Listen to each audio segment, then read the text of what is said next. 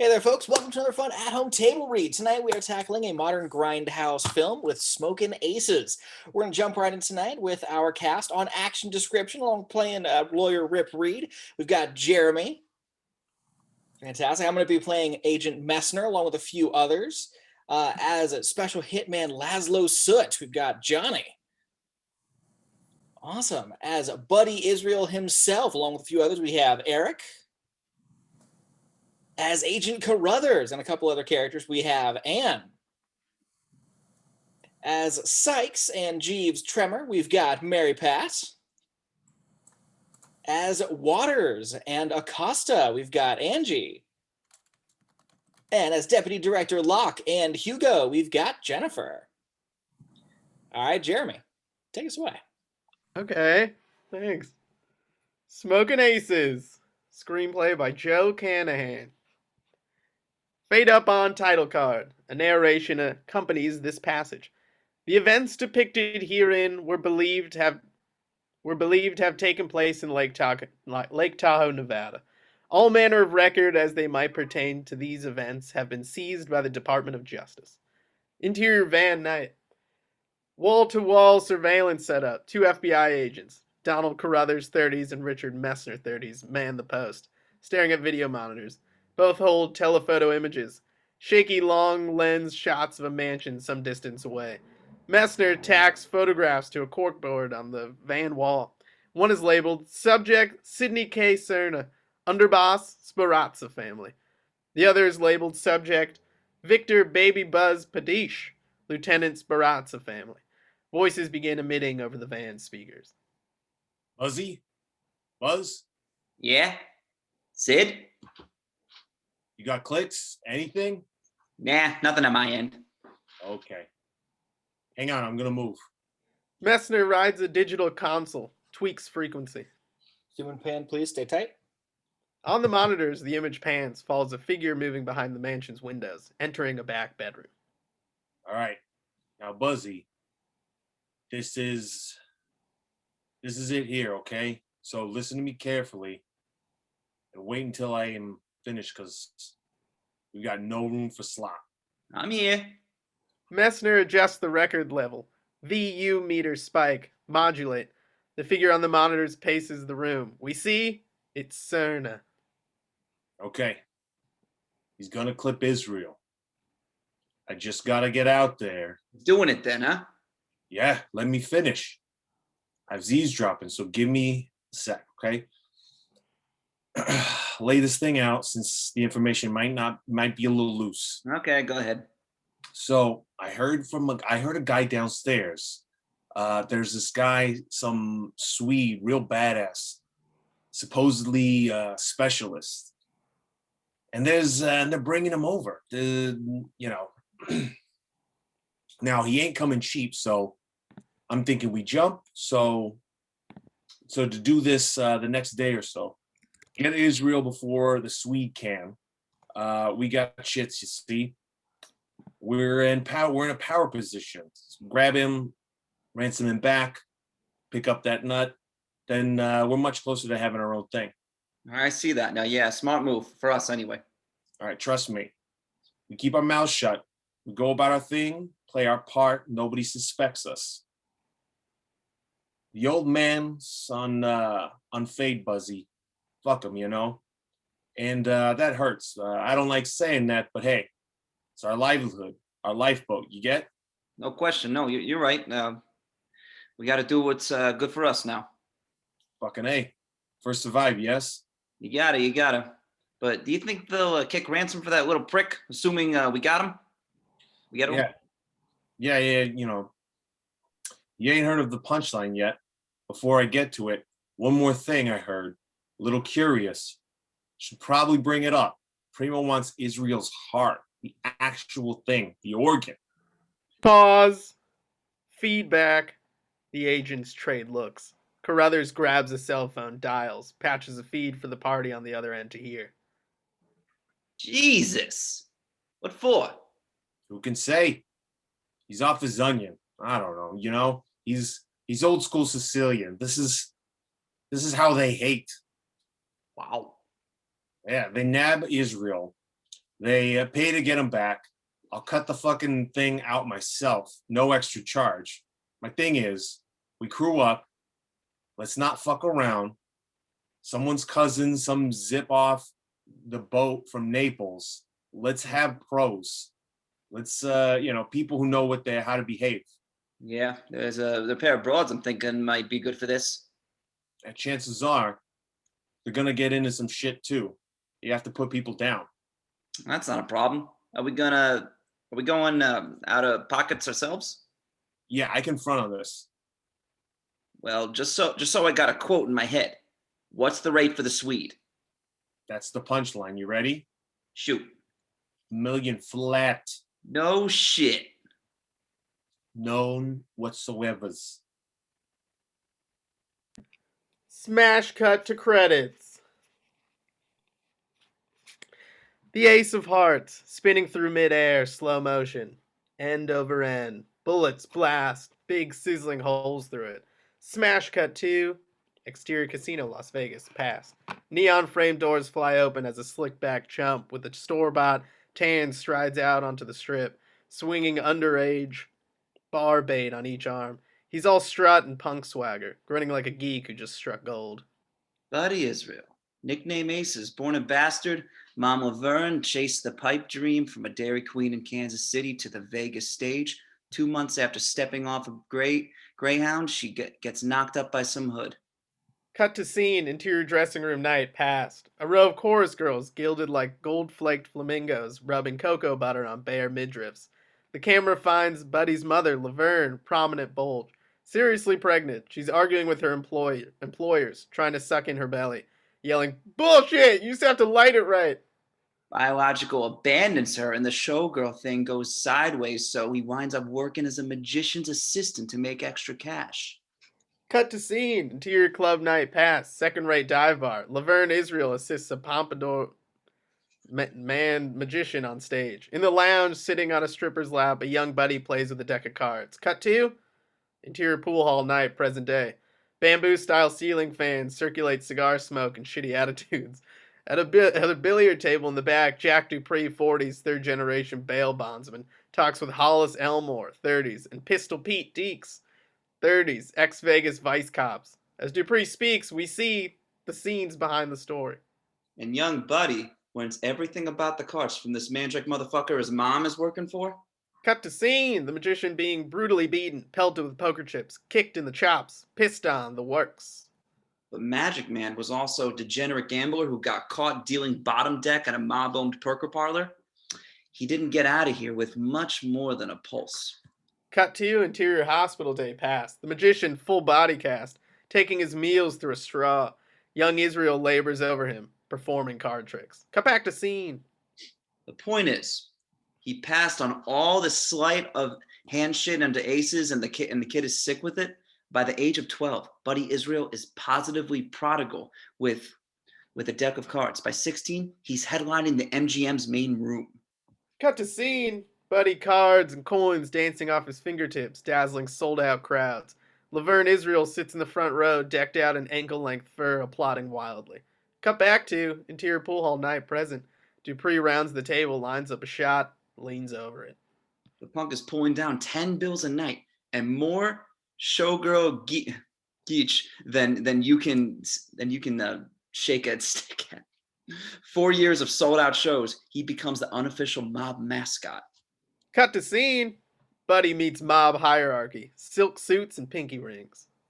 By the tender age of 21, he's breaking bread with the wheels, keeping company with Major Muscle, and it goes to his head in a big way. Cut to scene. Buddy poolside, glass of top dollar dime in hand. Chicks, copper tone, and chasm deep cleavage round.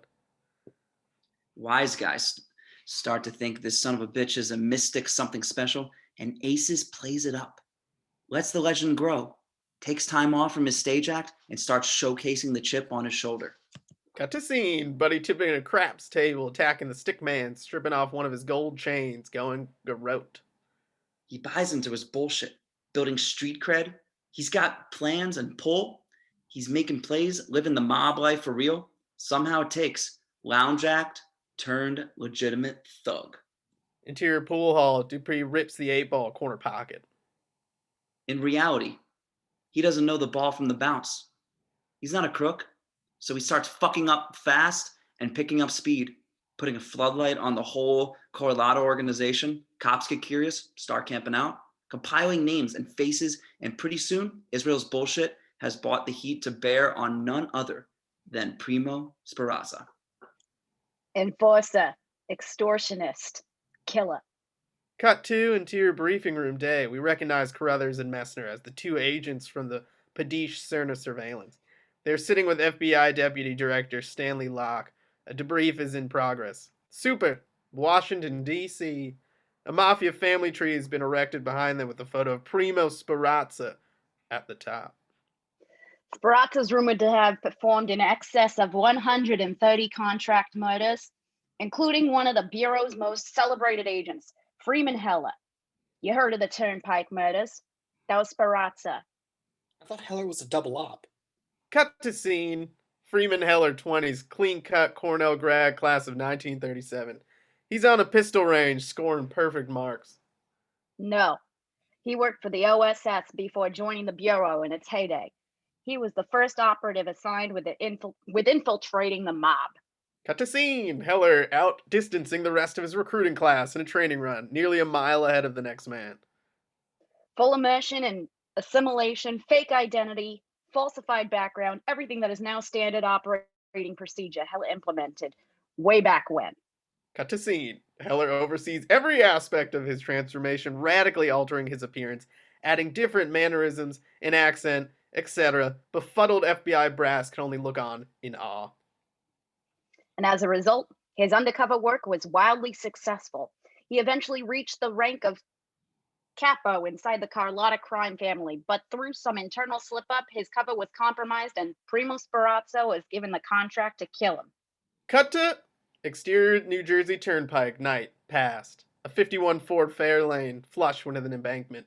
Bullet perforated, dead body draped. A top-coated gunman, presumably Primo Speranza, stalks the vehicle's sole survivor, Freeman Heller, faux mafioso, full-time federal agent. There wasn't enough evidence to bring formal charges, so the case never went to trial. Heller collapses. The gunman looms over. Levels of 45. Fires.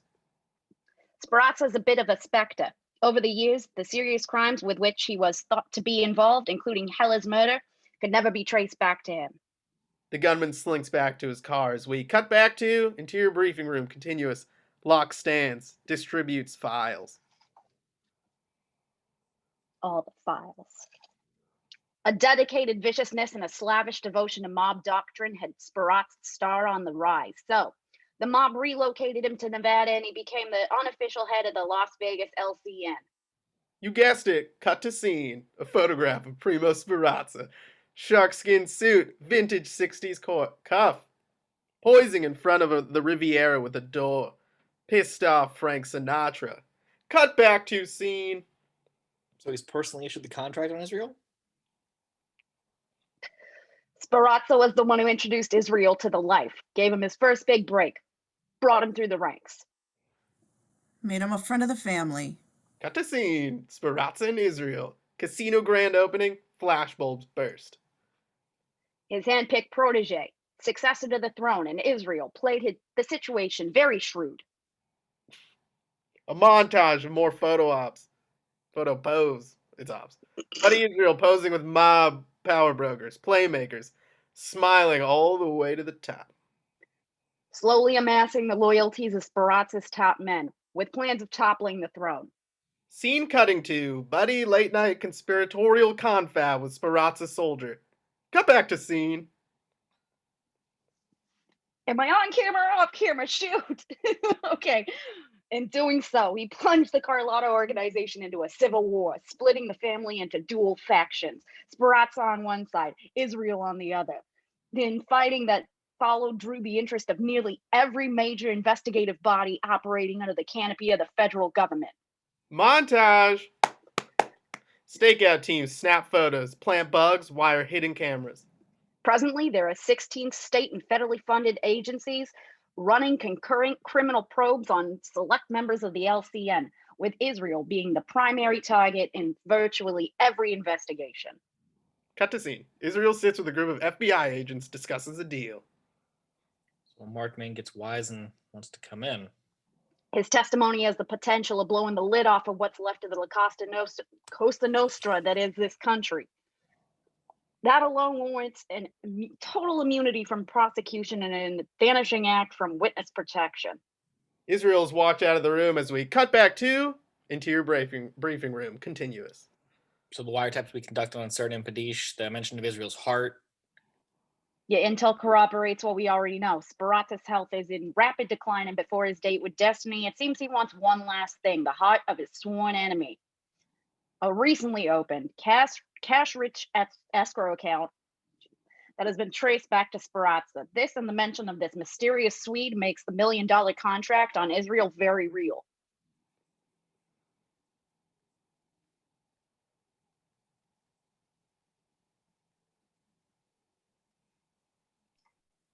How real? Cut to interior dinner night. Greasy spoon soul food joint. Packed lunch counter. Meet Charisse Waters, 33, and Georgia Sykes, 24. Ebony Stunners. Ghetto Queens. Street Assassins. They're sitting with their booking contact. Lorenzo Wyman, 41. He holds up a copy of a bank telex, sliding it across the table. How about 6 figures for this fool? How about that, love? Waters takes the telex. Gox shows the numbers to Sykes. Oh, shit. Nah, baby, they heard about the triad hit. Work y'all put in, they recognize the skills. This ain't no tryout, tap dance, show us your shit thing neither. If y'all want this, then I'm gonna go get it for you. Waters twirls her long braids, looks over at Sykes. Insert assholes. So me and Sis here, because we got a rep on a rise, we chipped some nails on some assholes. They want us to drop this mafioso so-and-so magician, whatever the fuck he is. That's the way it works, girl. You done dirt, you peel some serious caps. Word travels. And so I get this straight, we gotta go in, bust on this punk, and remove the heart? Is this for real? No. You go in, you get him, you pull him out wherever he at. Forget all the other shit. That's just for flavor. I'm still getting little bits of this and that from the cat Padiche, the man contract. But right now, what we got is a name and a number. Buddy Isreal. And what else did Padiche say? He said that shit could get hot. Could get heavy. I said good. Because I got 2 of the hottest, heaviest bitches alive. Like who? Cut back to interior briefing room day. The feds continue their briefing. Like Pasquale. It's hard for me to pronounce this name. Acosta, blood money mercenary. His countrymen have dubbed him the more dubious El Estrago, the plague. Cut to scene. Death personified. Sun-cooked skin, black hole eyes, tattoos gouged out of prison boredom. This is Pasquale Acosta. American educated, fluent in over a dozen languages, did a journeyman's work for the CIA-funded G2 and Archivo death squads in Guatemala and Chile. Noted for his legendary torture techniques. Cut to scene. Acosta clips car battery cables to the eyelids of a dissident. Flash to Acosta scorching an off-camera scrotum with a blowtorch. Flash to Acosta powering up a bore drill as a semi-nude man screams and pleads. Cut back to Sought for war crimes and human rights violations in 18 different countries. When he was caught by the SAS in Northern Ireland and imprisoned, he chewed off his fingertips to the bone before he could be printed and ID'd by Interpol. Cut to scene. Pasquale prison cell filthy feasting on his fingers. Cut back to On an extradition flight back to El Salvador, he murdered a security detachment and he vanished. Think it's possible he could be involved in the Isreal hit? Possibly. Acosta is pure mercenary, and $1 million hit fee will draw some huge flies. Huge. But forget about Brillantes' money for a moment, and remember, there's no shortage of those who want Isreal killed and no shortage of cash to do just that. Then I'm sure you've heard of these guys, the Tremor brothers. Cut to interior pool hall morning. Dupree chalks his cue, positions for a shot. No? Then you've both been living under the same rock, because these cocksuckers are infamous. 3 brothers, same skank mom, different deadbeat dads, used for the suicide kamikaze style shit. You heard about that huge shootout in Cleveland? Is that the club that got wiped out a couple of months back? What happened? Well, the Teamsters had a reform measure go into ballot that didn't sit too well with the local syndicate. Night of the polling, big black tie to do downtown, and the Tremor brothers crashed the party. Smash cut to interior dinner club night. The Tremor brothers pilot a Dodge Barracuda right through the front window with wrecking ball bravado. Bodies scatter as the Tremors deploy from the car in full body Kevlar, doing doomsday on the club. One of them fires up a chainsaw, chewing into the panicked crowd. Bodyguards blast back, but bullets play like spitballs against the Tremors' body armor. Donald McGarry, the local union rep, is the mark. The Tremors go rip shit, riot on the whole club, 7 people dead, 28 wounded, just to get to this one guy. Shotguns roar, blast spreads obliterate, a shitstorm of blood, spilled booze, and busted glass. And they get it about as good as they give it. In the melee, one of the brothers catches blowback from a jammed piece and is temporarily blinded, and the other takes bullets to the lower back and can't walk. The third gets popped in the neck and passes out. McGarry gets out of the club alive, and not much further. Cut to exterior dinner club parking lot night. The blind Tremor walking wounded, piggybacking his brother with the bum back, dragging the other by the scruff of his neck, unconscious across the concrete. Police sirens squeal. McGarry, the union guy, hairpiece hanging by a thread, crawling toward his car. The piggyback Tremor brother reaches into his blind brother's coat, grabs a revolver, and unloads. Long live the Teamsters. Not tonight. Cut back to interior pool hall. Dupree chalks his cue. They're speed freaks, neo-Nazis, sworn to the swastika, supposedly read and recite Mein Kampf like Mother Goose. And these motherfuckers can go megaton at the drop of a hat. What's the name again? Interior diner night. Wyman, Sykes, and Waters back at the Greasy Spoon. Soot. Lazlo Soot. A lot of folks want this white boy clapped. Soot could be working for one of them. Exterior street day. Cram pedestrians crossing. Noon hour. A trio of suits converse, shrouded by bodyguards. Nobody really certain where he comes from. The party proceeds through the crosswalk. Approaching them is a dark-suited man, expressionless, hands in his pockets. Others move past. A woman with shopping bags, a skateboard punk, a geriatric dog walker, and a man full paralysis, mouth wheelchair, my left foot palsy. And when he moves on somebody, they're the last ones to see it coming. The bodyguards perk up, sensing something. Dark suit removing his hands from his pockets. Cell phone. Wrong guy. The crippled cat throwing a quilt off his lap. Contorted face vanishing. 2 Uzi machine pistols up. Safeties off. Triggers pulled. Bap, bap, bap, bap, bap. The bodyguards get caught napping. Bullets blaze, point blank. The 3 suits collapse. The phony invalid empties both guns. Hops up from the wheelchair, hooks a passing truck, and flees the scene. That was Lazlo Soot. So what do you think? Interior pool hall bar. The boys have retired to the bar for a round of dollar drafts. I think it's idiotic to continue this conversation. We're ex-cops, which means we weren't great cops or even good ones. Paying bills with bullshit casino jobs, sitting watching on slot machines. Which was a great gig until we walked in here and started drinking. Well, the bond on Isreal expires in 18 hours. After that, it's a jump ball. Our window is now. Who posted his bail?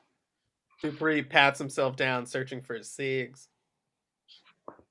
His law firm, same one that hired me. Isreal walked out after he made bail, and nobody's seen him since.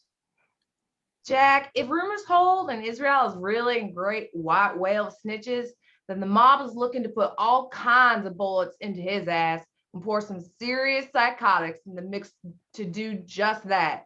So what real incentive is there to track him on something as small time as a skip trace when it's putting you and yours in the path of severe pain and suffering and almost certain prelude to doom? Upbeat. Dupree blows a smoke, flicks ash. So I guess you're not going.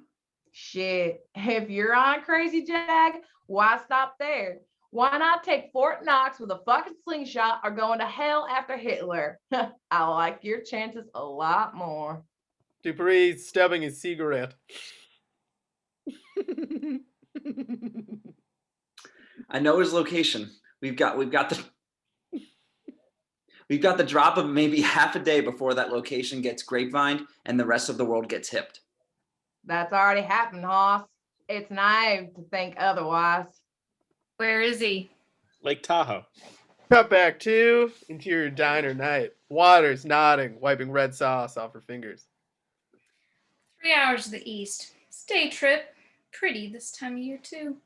Sykes sets her fork down, wipes her hands on a napkin. You gotta lay something out, strategy-wise, something tight. Go in there, ad-libbing it. Yes. What are we talking on the split? What do you have a piece for you two? 10% finder's fee for me. What's the time frame? Right the fuck now, girl. Fast as you can get up there. Wait any longer? Someone's gonna dead this fool.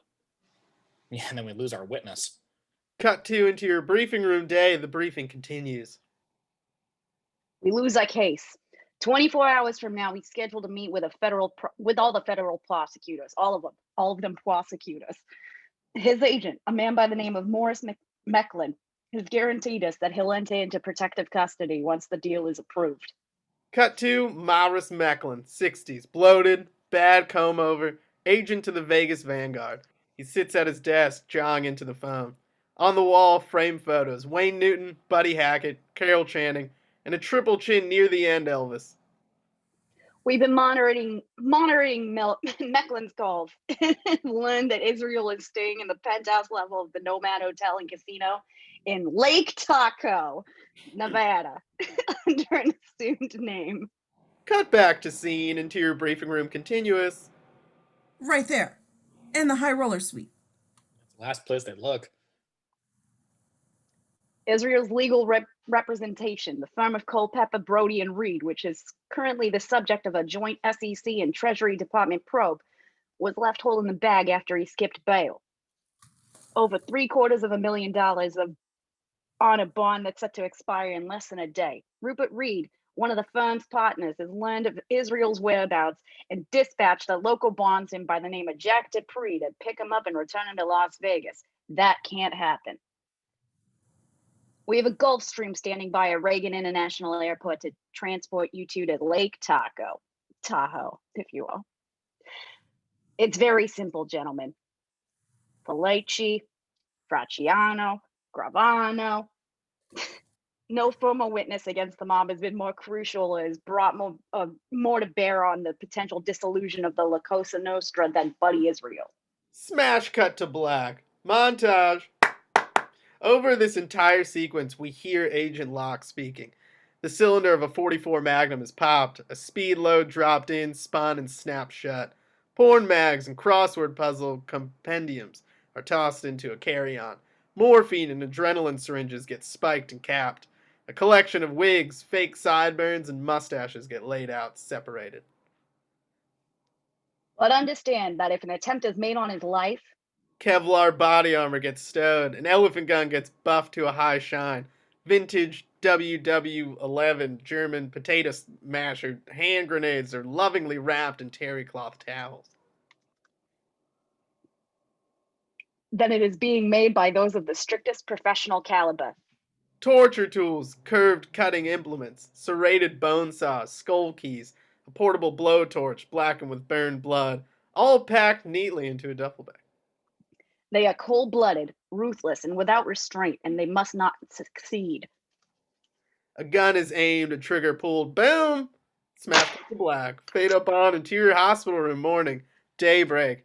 Sunlight streams in, soft suffusion, the color of good scotch. Primo Speranza, 86, lies on a hospital bed. An O2 mask shrouding deep set, an O11 mask shrouding deep set sunken eyes, cataract gray, gazing out at a four-walled world.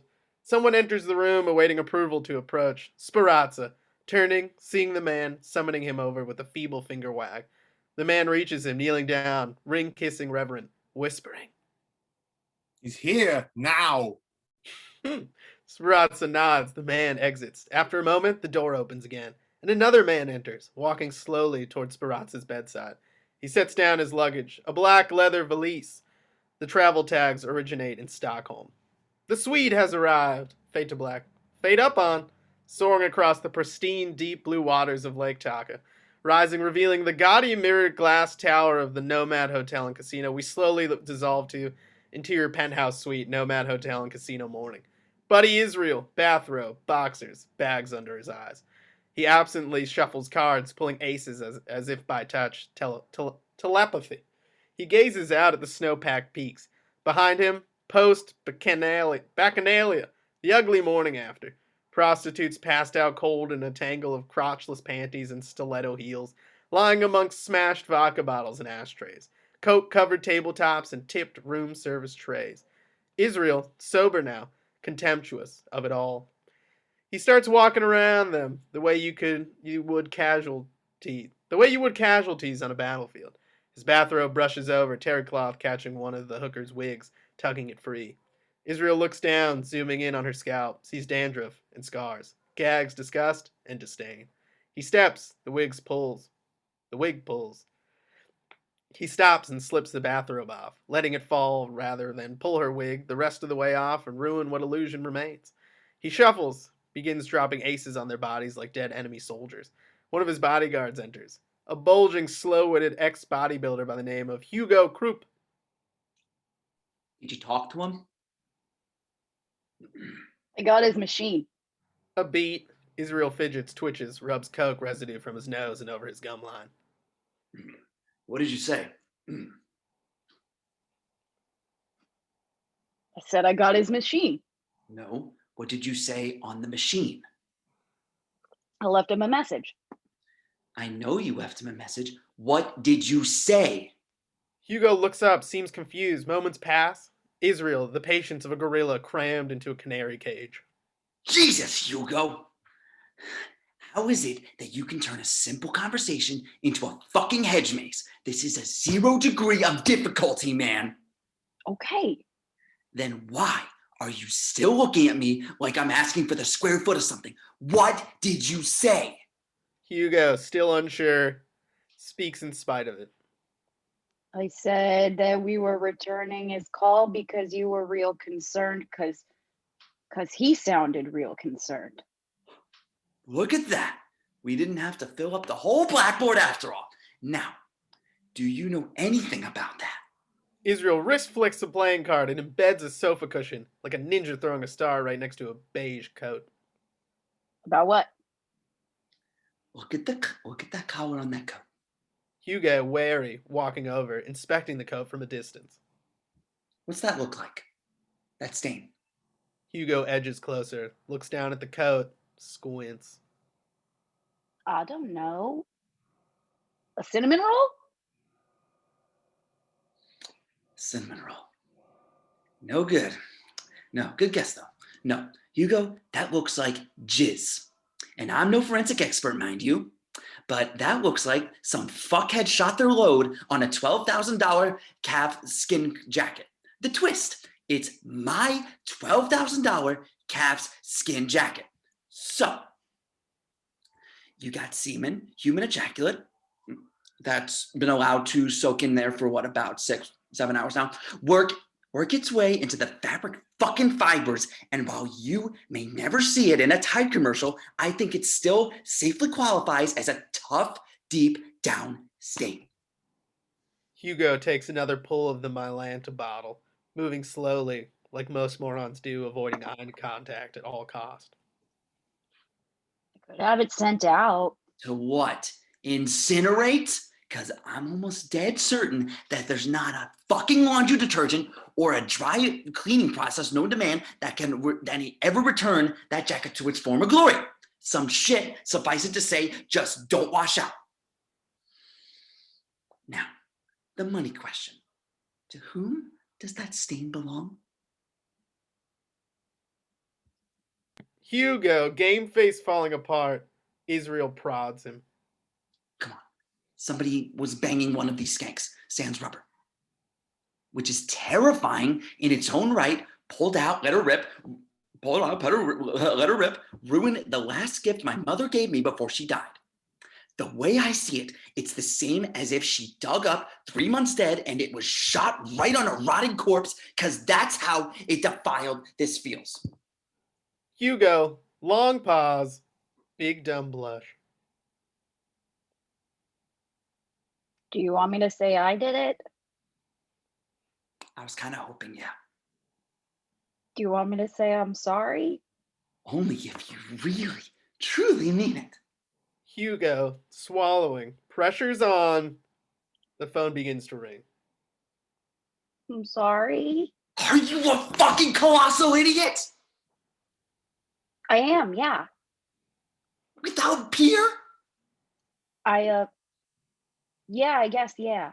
Cards dance. Israel's hand moves at light speed. He reaches into Hugo's shirt front and pulls a playing card out. Joker. No. Be sure. Be resolute. You stand alone on that summit. The phone rings. Hugo, wobbly. What to do? Buddy fires all 52 cards into his face. The beast barely blinks.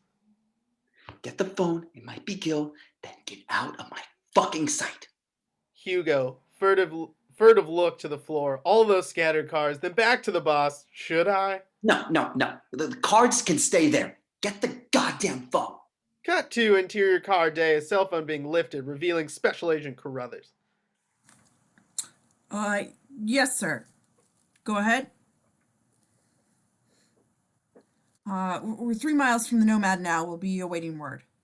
He clicks off. Messner occupies the passenger seat, reviewing surveillance tape, portable headphones on, mini DAT player in his lap. He listens to the following excerpt. I'm thinking we jump, do this the next day or so, get to Isreal before the Swede can. Messner pulls the headphones off. Anything on the Swede? Only the mention that the phone call. There's no Swedish hitman of any renown, much less one with $1 million day rate. Maybe he's that good. Never been caught, no criminal record? Maybe. Messner sets the gear on the floorboard, stretches. He turns over photographs of Victor Padiche and Sidney Serna, the same ones that were tacked to the corkboard of the surveillance van in the opening.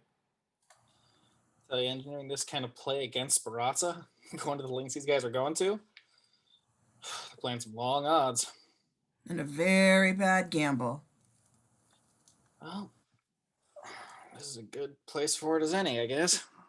Cut to a slot machine handle gets yanked, rolls, stops. Lemon, cherry, loser. Please deposit coins. Camera moves past, tracking through interior Chow Shack buffet morning. Tahoe's first and finest all seasons buffet. The camera finds a slicker older cat in a Gayabera shirt. Mid-50s, spotted skin, sun damage, pocked with pre-cancerous black.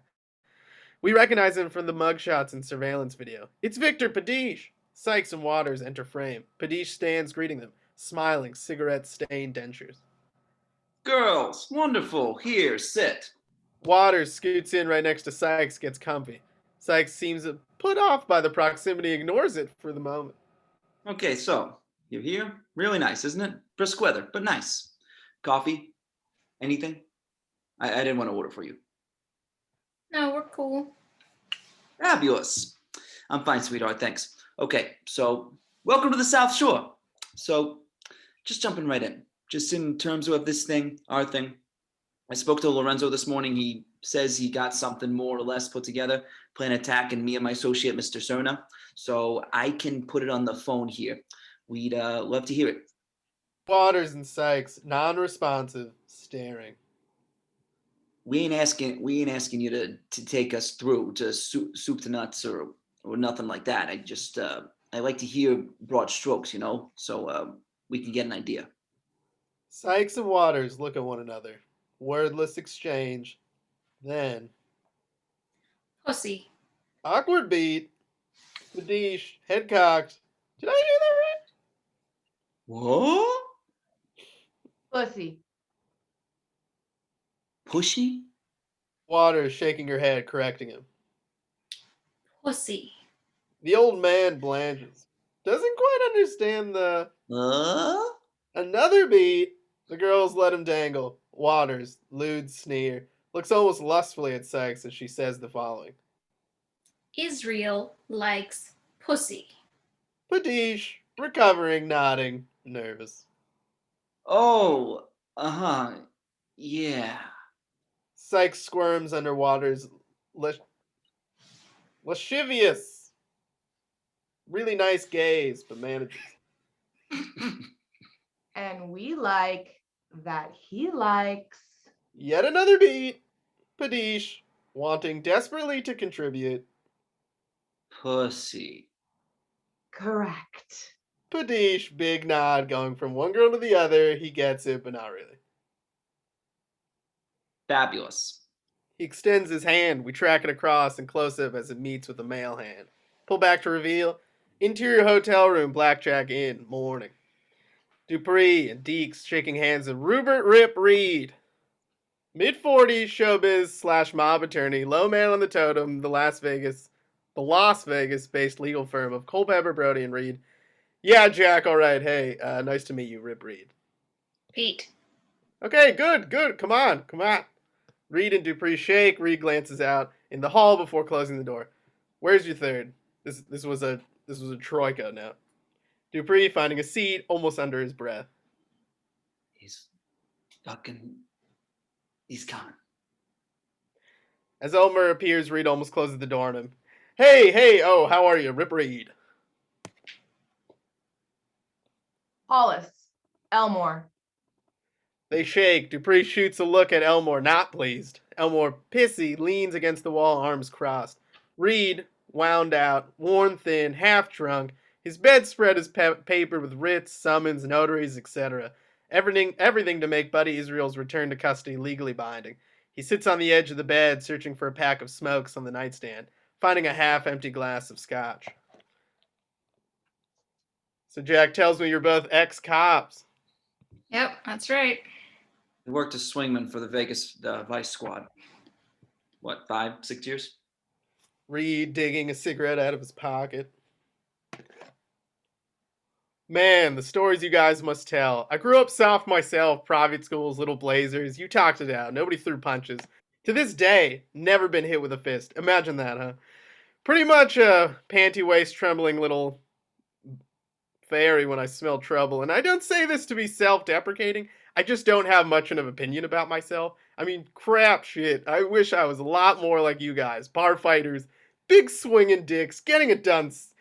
Sadly, this is it. It's disgusting. Thanks God, dogpile of piss poor physique with a small cock and hereditary alcoholism. Appreciate it. Okay, I'm babbling. I do this when I drink. Forgive the rants. Let's get it out of here. This wanted felon, fucking prick bastard, Buddy Isreal, and the nearly $1 million bail bond. Dupree smiles, pats Reed on the shoulder. Don't sweat this. Rip, my right hand to God. We're gonna go in, recover this asshole, and everybody's gonna leave the theater grinning. Trust me. That confidence translate, bro. Seriously, it does. Outstanding. Reed, white boy high five, excruciatingly unhip. Deeks and Elmore literally have to look away. Dupree can barely bear it. I'm a lawyer, you know. I need to hear these things. A little boost helps allay my fears. I pass that peace of mind along to my partners. All right, so a couple primers for you guys. Many things we might have looked past that you should know about. His hangers-on. These idiots Isreal runs with. They're all packing heat, strapped, whatever the phrase is, you know. Point 2, Isreal likes hookers, so you might run into a harem up there. Point 3, he binges between a $6,000 to $7,000 a day cocaine habit that nobody knows about, so he and those hookers will most likely be high. He also drinks, self-medicates, the whole cliche, you know. The strung-out has-been, jerk-off snitch drunk, the 7-layer loser. I'm praying he puts up a fight. Please, please, please. If possible, I'll pay the extra, whatever. Just do stuff to him. Nobody knows what to make of Reed as he giggles. Nods, smokes, nods, drinks. He looks at all of them, a sudden, unexpected wave of enthusiasm seizing him. Yeah. Fucking hell, this feels great, yeah. Doesn't it? Reed begins laughing like a complete fucking loon. Like he's just lost it completely. It's paralyzingly uncomfortable. Then just like that, he stops and grabs an envelope. Okay, we have a retainer for services to be rendered, $50,000. Reed hands the envelope to a smiling Dupree. 50 fucking grand! Cut to interior penthouse suite day. Isreal, furious, screaming at an immense black man standing in front of him. Sir Ivy, his steadfast second in command, the presence of a pimp, the mane of a Mac. Calm down. Isreal gets up in Ivy's grill. A phone begins to ring. Don't tell me to calm down, Ivy. I hate that. You go grab that. I just paged Gil. Hugo rushes for the phone. Look, with the attention we're getting, it's all bad. Hugo, handcuffed over the phone, butting in. Hey, it's him. It's Gil. We got these tricks going in and out. We're partying like shit, like the shit might go down. What do you think's gonna happen? Isreal walks toward Hugo. 50 grand, Gouget. South Shore Hayseeds. This is why I never play Taco or Redneck Reno. We're hot, and they're losing a whole floor's worth of business saying under construction. All right, bag it. I'm not shelling out that kind of bread for this shithole. This is a junior suite in Vegas. Call Mecklen right now. He should have this cell on. I need an update. Get the Russian up here. Have him clean this place floor to ceiling and get us packed. And send out for some new skis. The sun's up. These ones are starting to stink. Hugo hands the phone to Isreal, pulling his own cell, dialing. Ivy looks around at the collapsed hookers strewn up by the place. About the place. His face registering the appropriate disgust. Then... Beanie! Some of the girls start at the sound of Ivy's big berry white baritone. They rise, groggy, burping up last night's debauchery. Mascara smeared, hangover hindered the girls' rise as Bernard Beanie Alphonse, protector number 2, pops in, a sumo-sized brother with a diamond-studded smile. All right, y'all, that's the call. We had our fun. Pack it in. Proceed to the front. Let's go. Beanie starts herding hookers. Ivy positions himself at the door, pulls a flash roll, fingers $100 bills. Isreal, phone to the ear, retires to the bedroom for privacy. Interior penthouse bedroom continuous. Isreal throws the lock. Are you on a landline? Yeah, why? Isreal checks the wall clock. Just checking. What's up? What's wrong with your voice? Intercut to your private practice day. Dr. Gregory Gill, 30s. Israel's private physician. Walking, sprinting up a hallway, holding a medical report.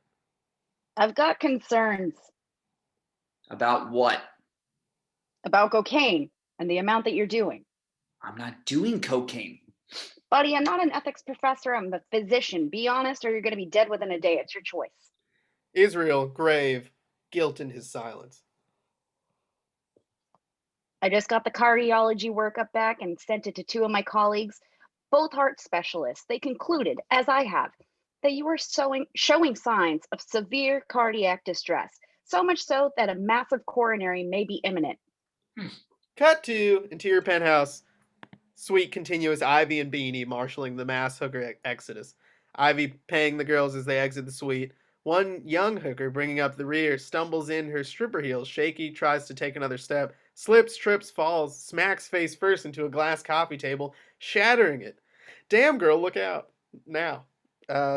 The other hookers gap-jawed, mild shock, mild amusement. Beanie plucks the fallen woman up, shakes her off, straightens her out, pulls off the offending heels.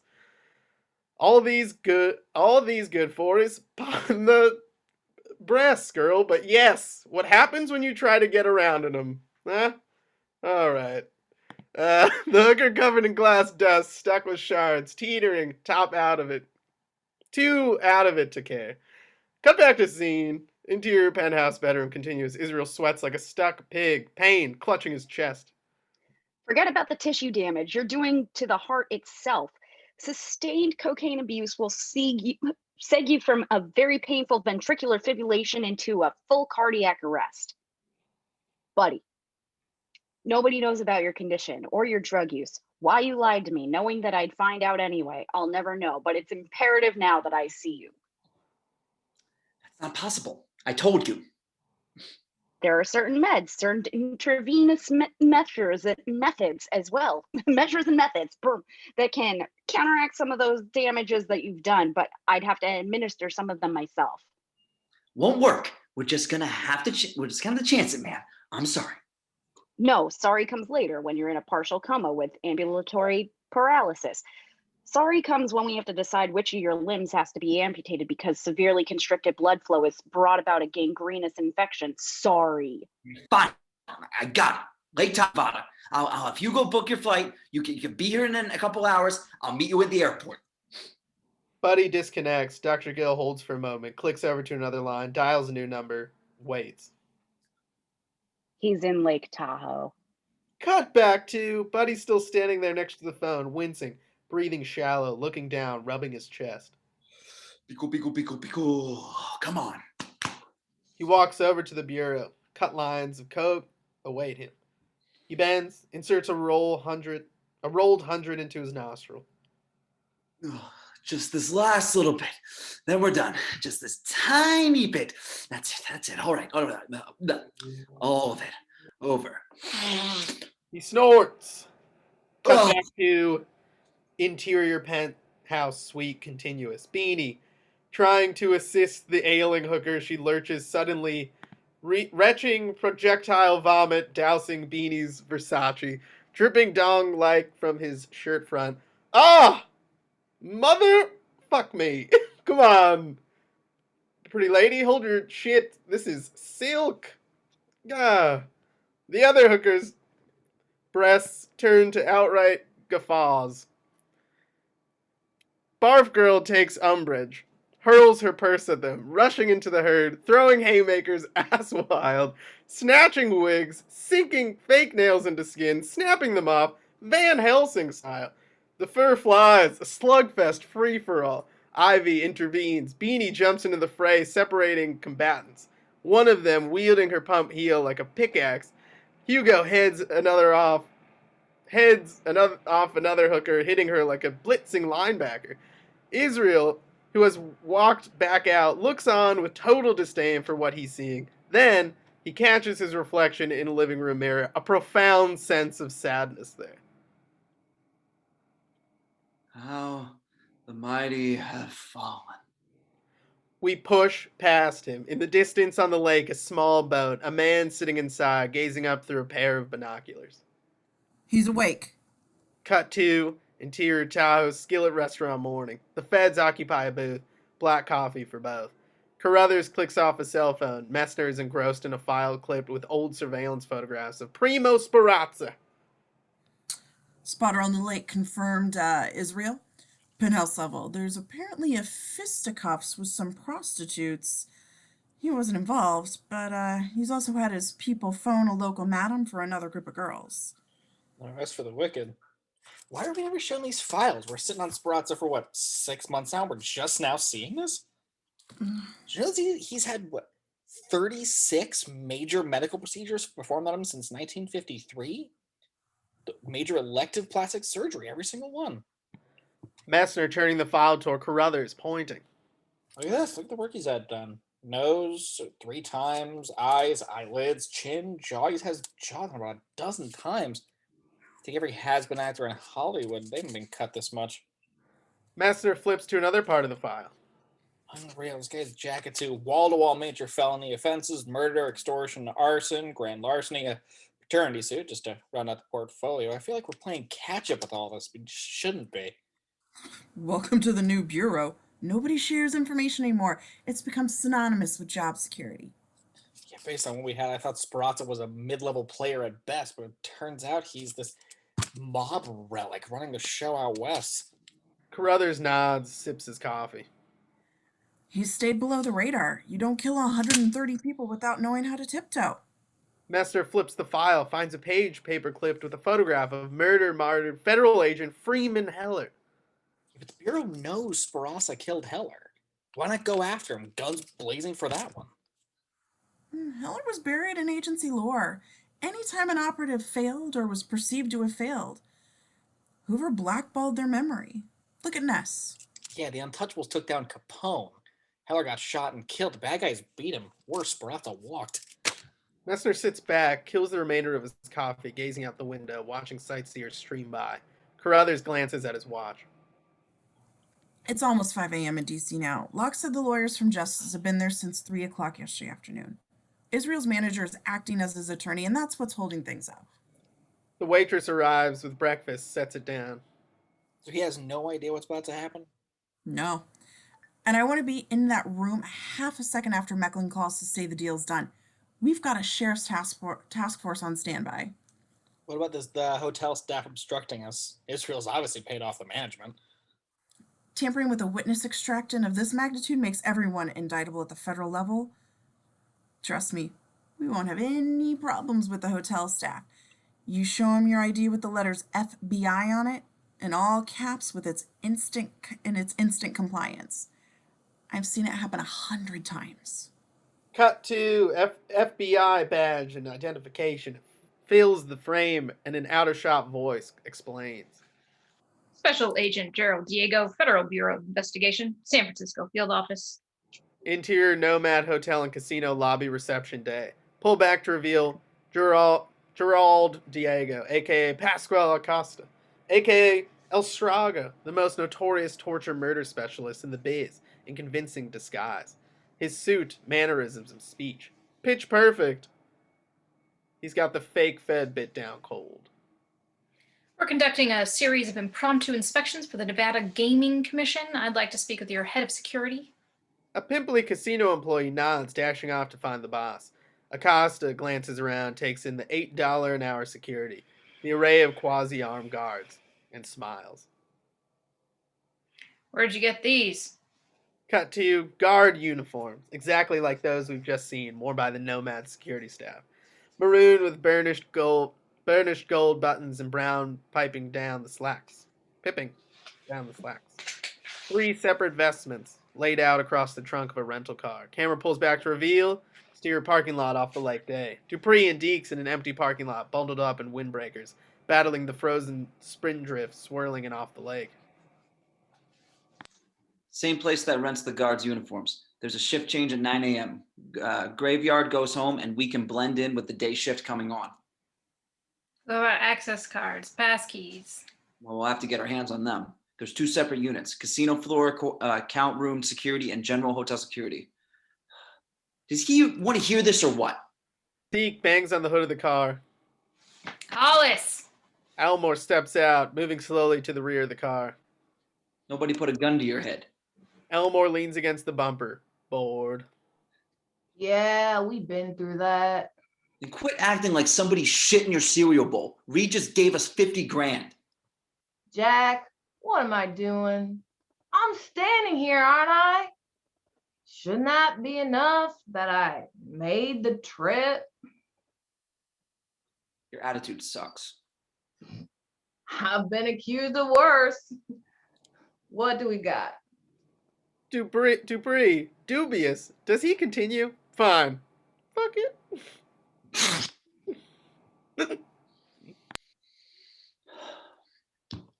2 security levels. The one we're going in under the guise of hotel security has restricted access. They're mostly here to monitor the lobby, handle disturbances on the different floors, and toss out drunks. There's a 35-member employee rotation going from graveyard to day shift. If we split up, we can blend in and enter unnoticed. Once we're inside the hotel, we'll regroup. Then what? A Plymouth Barracuda passes by, brakes hard, reverses. The trio stop talking, look over, and then their lives end. Bad intentions blaze from the driver's side. Machine gun bursts. Dupree is hit flush, dead on his feet. He's dying. His dying thought cut comically short. I had that car in high school. Deeks shredded where he stands, his body absorbing a full fusillade of rounds traveling at twice the speed of sound. One creases Elmore's skull, another blows out Deeks' back, fragmenting, claiming 3 fingers from Elmore's left hand. The 3 of them fall in weird, waterlogged flops. No dying breaths, no death rattles, just lights out, just like that. Several seconds pass and the car door opens and the Tremor brothers, Like circus clowns clamber out in a cloud of gun and reefer smoke. Lester Tremor, the dandruff-caked, pock-marked middle brother, is the first out. He shakes off the cold, yawning, stretching, revealing all manner of tattoo. The Tremor's youngest brother, the baby Huey-sized Jeeves Tremor, bumbles out, pulling out his crotch. He unzips and rips, baptizing the cooed tire with the truly prodigious piss. Darwin Tremor climbs from the car. The eldest brother, Straw Boss, brains out of the outfit. He looks down at the dead men, seems saddened by their state. Some remorse, maybe? Maybe so. Loving that rat-a-tat-tat, clean as a nun, smash on crystal night. Shut up, fuck ass. Them spirits ain't vacated yet. Keep quiet. Them spirits can kiss my Chinese ass. You ain't no Chinese! This exchange prompts Jeeves to turn and urinate on Lester. Lester squeals war cry, launching a wild windmill barrage on his behemoth little brother. Jeeves ignores the hydrant-like urine stream soaking them both and starts swinging back.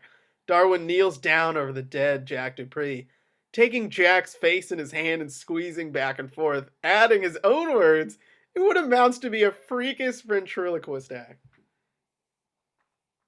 Forgive you, Darwin. Shoot, I appreciate that, man. I needed your ID, and your car, and me, and my brothers were wanted by the law. I would have killed you to get them too. You woulda? Oh yeah, we're just in the wrong place at the wrong time. So just feel so bad, dude. Well, damn. All right then. I don't mind now anyway. You know, up here in heaven, it's beautiful. Way better than fucking Hawaii or any place like that. Darwin's eyes begin to well, the tears coming slowly. In the background, Lester and Jeeves beat each other ruthlessly. Really? I'm glad I'm here. I love it. I'm gonna get laid by some fine-ass angels and then go hang out with Jesus and them. Darwin wipes his eyes. Man, that's just great. I got it made in the Shade Amigo. Hey, I'll see you up there someday. Don't worry. You think so? Darwin uses his thumb and forefinger to make it appear as though Dupree were smiling up at him. I know so. Darwin smiles back down at the corpse, wiping his nose on his sleeve. He reaches down and pulls out Dupree's wallet. He spots the bondsman's license, eyeballs the bail papers. He sees the name Robert Isreal in bold type, puts it together. Damn, Jackie was after the same sack of shit as us. Small world. Darwin continues the pat down, pauses, pulls the envelope with 50 grand inside, fingers fresh bills. With his free hand, he manipulates Dupree's dead mouth one last time.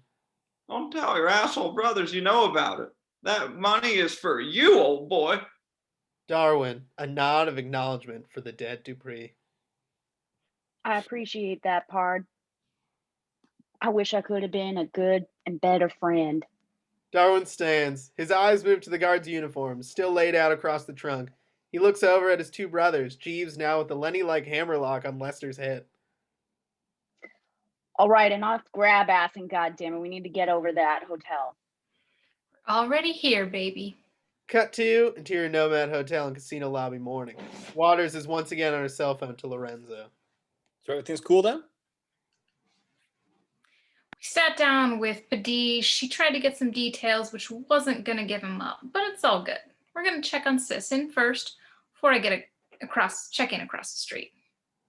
Sykes arrives at the reception counter when the elevators open, and Israel's hookers, post-brawl, bruised, bloodied, and barefoot, come staggering out. They slur insults at the security team. Broken heels slung over their shoulders, wigs misaligned, miniskirts mangled. Sykes trades looks with Waters as if assessing something, nodding almost imperceptibly to one another. Waters then winks, something sexual there. It gives Sykes the shivers. The hookers are surrounded by a horde of hotel staff and summarily whisked away. Waters joins Sykes. The woman behind the counter checking Sykes in looks up to see Waters. Will you be needing a room with 2 double beds?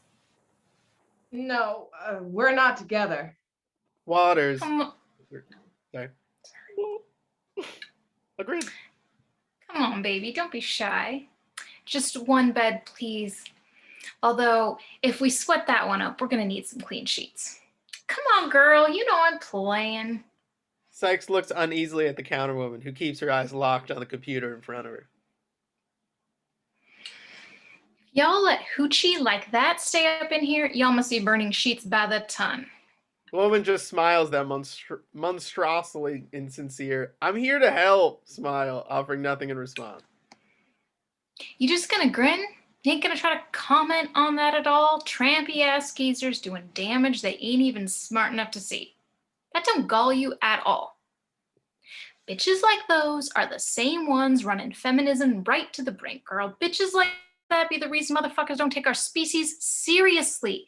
We just meat for male consumption. We just pieces of ass and pussy, something pretty and lipstick and eyeliner that can suck a cock. Sykes, embarrassed, nudging Waters, "Knock it off." Bitches like that make me weep for what could be if we all, sisters everywhere, black, white, yellow, brown, put our shit down one time, unified front, the force of the female race, mobilized, moving as one. The woman smiles severely strained, the pro-feminist diatribe falling on decidedly deaf ears. An awkward beat. Then, I'm gonna need a minibar key too. cut to a minibar being opened, a hand reaching in, extracting 2 small bottles of Jack Daniels whiskey and a bottle of seltzer. Interior Nomad Hotel lower floor. The figure crosses the room, pouring the seltzer onto a towel. He kneels down, dabbing a spot on the carpet. Fresh spill, deep red, indelible. The seltzer doesn't bring it up. The stain remains, smeared now, but unmistakable blood. The figure stands in the bathroom behind him. We see a body, male, late 50s, true step, hung by his feet over the tub and bled out. The figure walks in and takes a Polaroid, turns it upside down near the man's face and fires off a photo. He crosses back into the bedroom. The resulting photo is tucked into the corner of a dresser mirror as it develops. As the figure sits, we pan over to reveal Lazlo Soot, world-class assassin / master of disguise. The slowly developing Polaroid depicts the same face that we now see in the mirror. Soot touches up the putty and plastic appliances on his face, smoothing and sealing. He takes up a small micro cassette recorder, rewinds, pushes, play. A butler's uniform, steamed and pressed, hangs on the door. He takes it down and begins changing into it. Keep calm. He glances over at the bed. The dead man's voice crackles back over the recorder. I am an employee. They don't let me speak to it. What? Say your name, then say, "How may I be of assistance?" Soot, back to the mirror, buttoning his collar, straightening his cuffs, smoothing out the creases. I don't understand. I didn't ask for your understanding. I asked you to say your name, followed by the phrase, "How can I be of assistance?" Beat. Soot looks down at the silencer-fitted 9mm pistol lying on the vanity. Last chance. Pause. Then, My name is Vitoli. How can I be of assistance? Thank you. a muffled gunshot sounds. The recorder abruptly shuts off. Soot, gazing at his reflection now, rewinds the recorder, replays, listens, gouging the man's vocal patterns. Rough Baltic accent, throaty warble, excessive smoke and booze exposure, tracheal damage. Tough to match, he rehearses one. My name is Vitoli. How may be of assistance? He grimaces, grabs cigarettes off the bureau, lights, wails smokestack, puffing 3 at once, bellows like lungfuls. He grabs an aerosol can from the same bureau, strafes the back of his throat, pops the tops on the bottles of Jack, kills them both, gags, sputters, recovers, adjusts himself. Suddenly, the phone begins to ring. Soot stops, stares. After another ring, he lifts the receiver. This is Vitoli. How may be of assistance? Hugo Answer your. Sorry. booms from the earpiece. I'm so sorry. I was just very excited. Answer your fucking pages. I've been calling for 15 minutes and I need you up here to clean and now. That's right. Right now. Cut to interior penthouse suite, Nomad Hotel and Casino morning. Isreal, sequestered to his bedroom, lying on a baby grand piano, its legs inexplicably sawed off during the previous night's hedonism. In his hands, the de rigueur, Deck of cards, restlessly shuffled and reshuffled. Cocaine has been lovingly cut and arranged in neat, snorable rows atop the piano. In the background, we see Hugo on the phone to Vitoli/Soot. They're gonna give on this is the next 10 seconds or the deal's off. I don't know what to say to you, sweetheart. It is what it is. Bullshit it is. I said about as loud as I could, no jail time for my guys. Cut to Interior Four Seasons Hotel, Washington, D.C. day. Maris Mecklen, sleepless, sweat rings blossoming armpit to waist. He picks up the plate of room service food in front of him. A group of feds and fed lawyers linger in the background. And they are breaking us on that particular issue. They're not going to give it there, Pally. Mecklen glances back over his shoulder, lowering his voice. Baby, I have been cohabitating with these cocksuckers for the past 30-odd hours, and in so doing, I have stared into the face of hell. These are the premier prick cocksuckers of all time, and I feel beaten by them. I feel bloodied. Oh, and you're gonna feel altogether fucked by me if you don't handle this. I'm the one does the face plant. This falls apart, not you. Buddy rubs his chest, grimacing. He lays back on the piano, hoists a vial of blow, presses a nostril, does a bump. And I vibe that, kiddo. I do indeed, but it's one of those fait accompli things. You have to. I don't have to do shit, which includes cooperating any of these motherfuckers until I get what I want. All right, fuck it. If we gotta hand them somebody from our end and they're gonna be hard-ons about it, make it Hugo. Him, I don't mind. He needs that regimented thing that prison provides. Buddy, it's bigger than that. They want them all. Ivy, Beanie. This isn't a swap meet, Maury. They're getting Speranza and the West Coast Syndicate gift-wrapped. Now, it's not good enough. The feds are signaling Mecklen back into the main room. Listen, kid. Let's not antagonize this anymore. I've got them back down to the book and TV deals. They're agreeing to give you all after-tax profits, so you have to come away with some chits and live comfortably. But if we push this, they will revoke your protective status, which nullifies any agreement you got with the government. Now that's mate and checkmate, kiddo. And once that happens, shit's gonna start falling down around your ears real fast. Buddy's head teeters back, bangs on the keys, sour chords, thinking.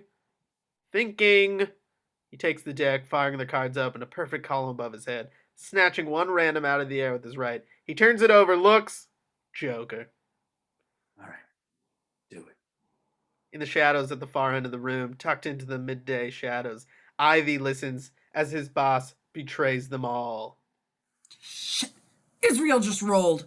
Cut to exterior towers, Skillet Restaurant morning. The feds heading toward their car. Carruthers snaps his cell phone shut. Wait, he's giving them up? All of them.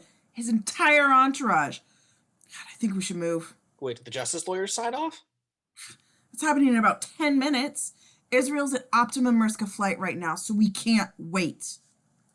They reach their car. What about the sheriff's task force? Have them mobilized.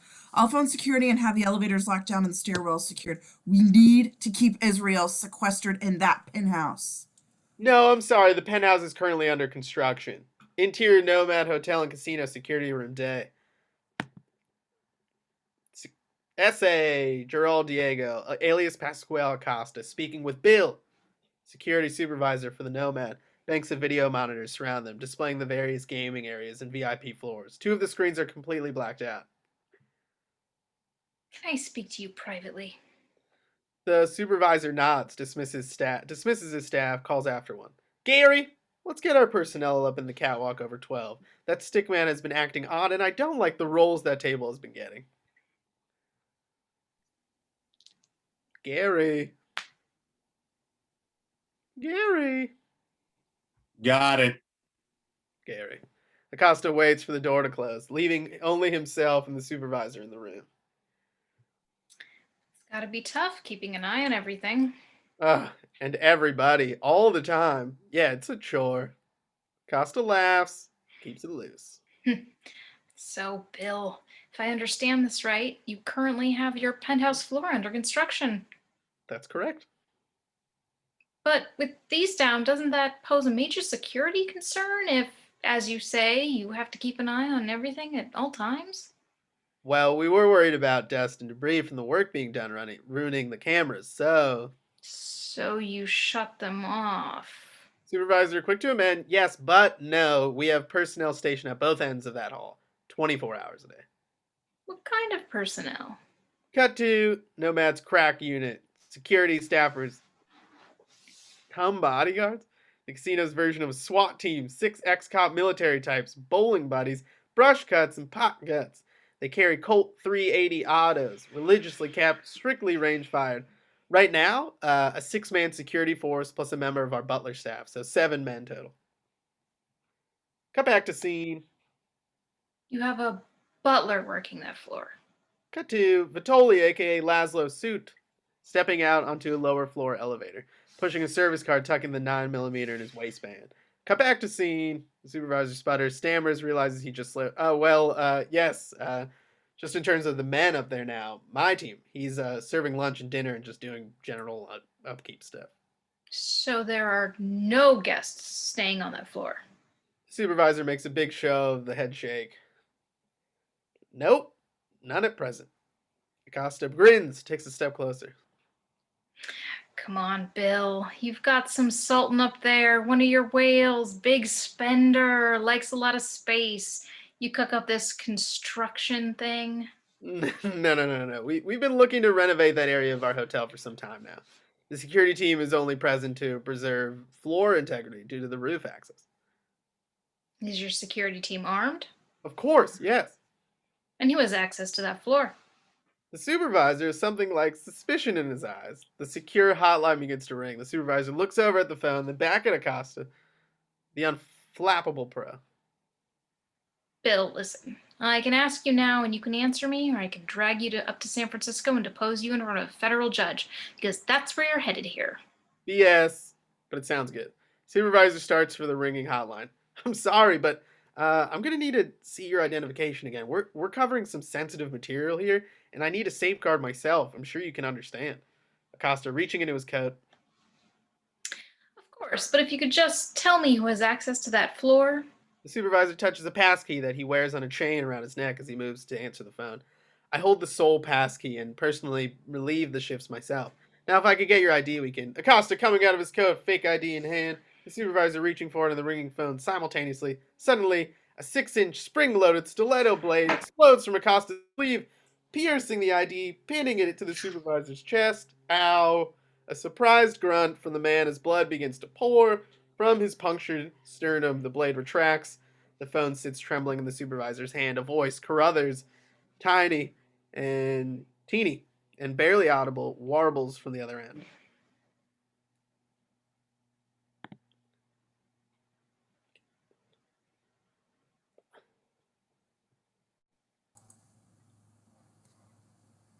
Hello? This is Special Agent Donald Carruthers of the FBI. I need an... Acosta takes the phone from the stunned supervisor, replacing it on the console. The supervisor is still confused by the exchange, wanting to speak, but unsure what to say. He gazes down at the red blossom fanning across his shirt front. Is that blood? Acosta pockets his ID as he yanks the passkey off the supervisor's neck. His natural accent returns. Yeah, it is, and right now it's filling your lungs. In less than a minute, you'll asphyxiate and pass out. You shouldn't be feeling any pain now. The supervisor's knees begin to buckle, nervous system slowly shutting down. Acosta steadies him, easing him to the floor. Close your eyes. Think of something wonderful. Don't make this face be the last thing you ever see. Heaven may hold it against you. The supervisor, unblinking, and almost childlike clarity there. Am I really dying? Acosta deadpan. Bill. William. We're all dying. Bill, the supervisor, almost smiles as he breathes his laugh. Acosta checks for a pulse, then drags his body toward his service closet as he passes one of the video monitors. We see on screen the employee entrance. Graven swings shifts on their way out. Day shift on its way in. Mixed in with this personnel rotation, each doing his inconspicuous best. The brothers Tremor. Cut to interior employee entrance day. Darwin, Lester, and Jeeves, clad in full security attire, standing apart so as not to appear together, heads down, hands shoved into their pockets. Darwin bird dogs both his brothers, monitoring their movement. Using hand signals and some bizarre inbred semaphore to communicate with them. They pass through and punch in, signing timesheets, the surrounding security staff oblivious to the new faces. The brothers enter the lower floors, moving through the hotel's fitness center and indoor pool. A kid does a cannonball as they pass, as we cut to a clouded bog coming to consciousness, then retching, gagged, gas, throat ablaze with bile, liquid clearing, convulsed lungs, breathe in, burning spasms, not enough air. Exterior lake day. Elmore sits up in the sub-zero shallows of Lake Tahoe with a start. Stripped naked, shaking uncontrollably, his skin a deep bruised blue.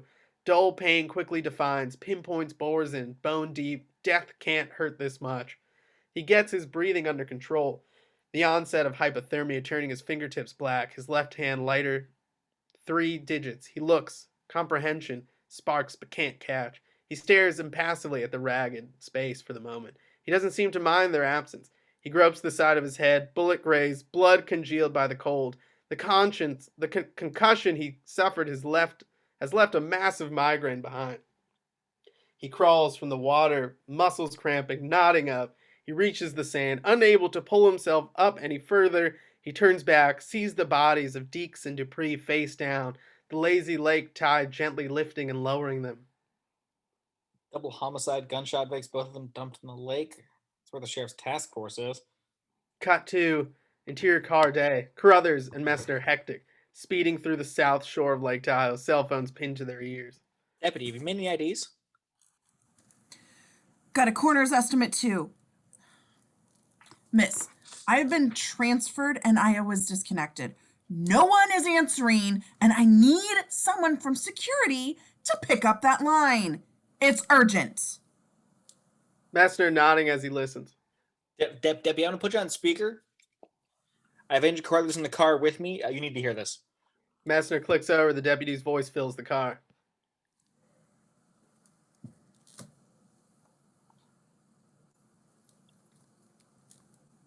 And having pending ID on Jack Dupree, appears to be a bondsman out of Las Vegas. He was just rolled and printed by our medical examiner. Messner and Carruthers trade looks. Was there anything recovered? We found a handwritten receipt in his pocket for what looks like uniform rentals. The name and phone number of the rental house wasn't listed.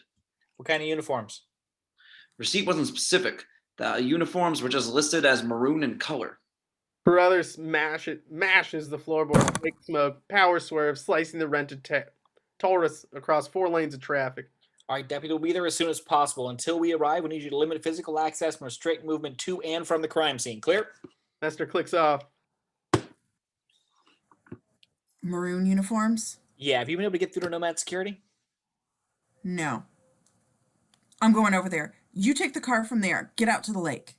Carruthers pushes 110 miles an hour, barreling toward the Nomad, blowing through traffic. Both men pull out IFB earpiece apparatus, plugging in, checking their signals. Going to the penthouse alone? Carruthers pulls a .45 from his holster, driving with his knees now. He jacks the slide, checks for a chambered round. Yeah. The slide releases. That's a bad move. Cut to interior Nomad hotel suite day. Sykes stowing a Glock 9mm, tweaking the earpiece mic combo she's wearing, getting primped, leather miniskirt, lace garters, thigh-high platform boots, hooker décolletage. Why? Because we don't need to draw any more shit down our heads. We hit whoever's between us and Isreal. I don't want to dead the whole floor, and I don't want to be killing women no matter how they make their living. Wait, I'm getting some fucked up feedback off that earpiece. Sykes pulls her earpiece, adjusts something, reinserts it. Better? Whip Panther transition to Interior Horizon Hotel and Casino, same. The hotel just across the street from the Nomad. Waters on a headset talking to Sykes, looking out the window. Much. On a room service tray near Waters, scanners monitor calls and in-house transmissions within the Nomad. What are you hearing right now? Waters adjusts one of the scanners, searching for a signal. Nothing. We're cool. There was something about a Fed being in the building. Intercut between the two. A Fed? Like FBI? Hey, it's just a little casino inspection. Don't trip. He's alone. All right, let's set this a spinning. Sykes checks her reflection. Make sure her holsters aren't peeking out. Weapons adequately conformed to her curves. When them tricks hit the lobby, holla at me. I'm gonna meet him on the way up, blend in. Once I get inside, I'm gonna put Menina to Israel's head, back out hot. Anybody fucks with that program, y'all break them off. They get goalie. I'm a grip and rip girl. I got some handholds ready to cut heads. Just remember, this is more rescuing shit than rampaging shit. What are you shooting? Girl, you know I had to bring Mama through. Pull back to reveal a 50 caliber sniper rifle on a tripod, jutting just past the window, zeroed out on the penthouse level of the Nomad. You got the 50 up? Bitch, you trying to take down a jumbo jet? Blow the moon out of the sky? The fuck you want to get that grimy? The Trying Wild out on my boo, and it's cracking. I'm laying fuckers out. Damn, this Kevlar riding up on me. I wish they made it more sheer. Waters puts her eye to the scope, scans, finds Sykes, and the crosshairs cross the way, adjusting her outfit. Waters settles on her, watches. Something vaguely creepy about this bit of voyeurism. She nuzzles the Barrett close. I tell you, I snuggle up with big girl here, and my pussy start to drip. Sykes grimaces. Waters sees it, smiles to herself. So you heard from Keith? He's still fucking with that little light-skinned girl? Ain't trying to break sweat for that sorry-ass stupid bitch. He a dog, baby girl.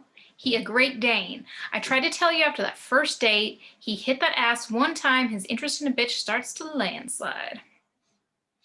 You know I burned all his shit, all that vinyl, Calamar, Funkadelic. I burned his turntables too. There was like 3,000 brand new. Fuck that. Let him go on some other scrub. We got another all the love we've ever gonna need. Sykes says nothing for a moment. Waters just watches her through the crosshairs, her finger idly flicking the trigger in a strangely perverse gesture. Finally. Girl, let me ask you something, and I want you to tell me straight up. Since I got my suspicions, and I ain't want to talk circles. You gay? What? Ain't nothing wrong with it. Damn. Why are you tripping like that? I don't know. I feel like you're always pushing up on me, getting close, and I love you, baby, in every way I can love a bitch except that one. I ain't even gonna dignify that. You my road dog. We throw up sets. Plus you stink. Fuck you. Waters spots something outside, grabs a pair of binoculars, looks down, binoculars point of view. 4 obvious call girls disembarking a taxi, Mylar-colored micro minis. Fuck me heels, cheap shoulder bags, the smoke, laugh, chit-chat. All right, girl. The hoe train has arrived. 4 of them. Sykes grabbing her bag, dropping spare clips inside, and starting for the door. I'm on my way out. I'm just gonna hang in the hallway till they start up the elevator. Waters loads a red tip round into the breech of the 50. Just get in there and do your thing, baby. Mama got you. Snap zoom on Bullet as she slams the action forward, loading the round. We smash cut to black. Dial tones over black. A phone rings. A voice answers. Fade up on. A reel-to-reel machine activates. Begins to record. A sticker on the pickup spool reads, "Property of the FBI." Cut to montage. The players take their places. Over these images, we hear...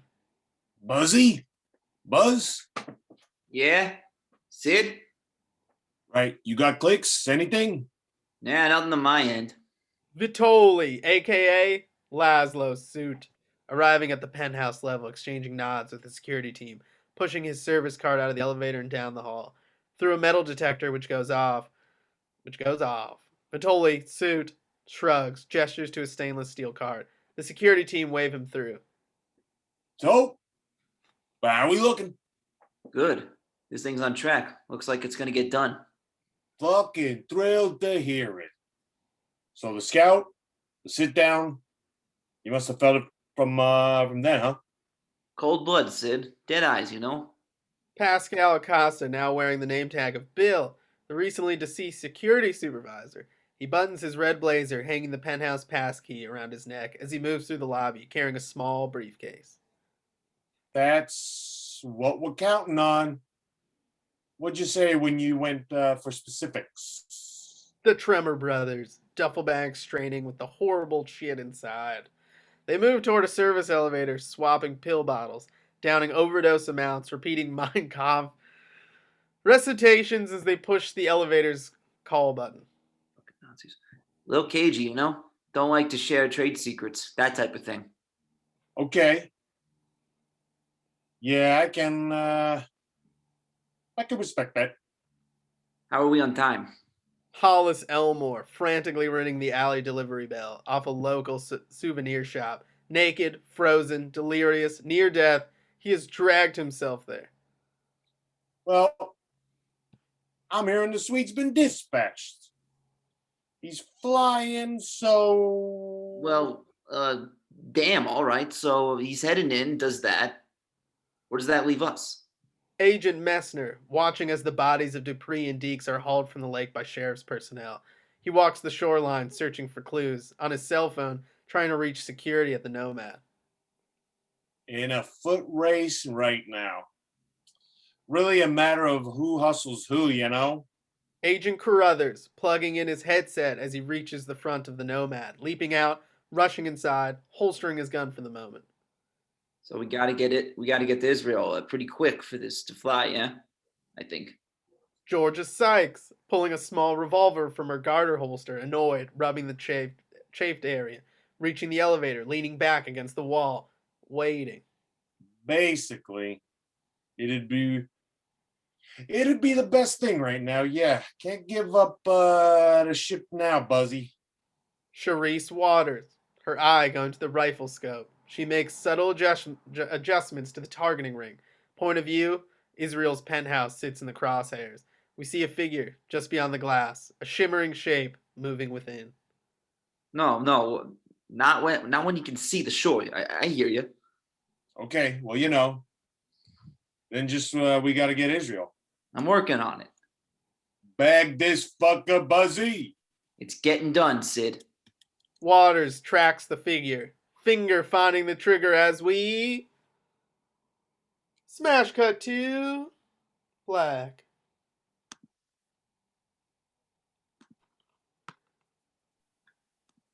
Fade up on... Camera dollies in on Primo Sparazza, bedridden, blinking at the nothingness around him. A life on its last legs. A dying man determined to outlive his last enemy, Buddy Isreal. Fade out.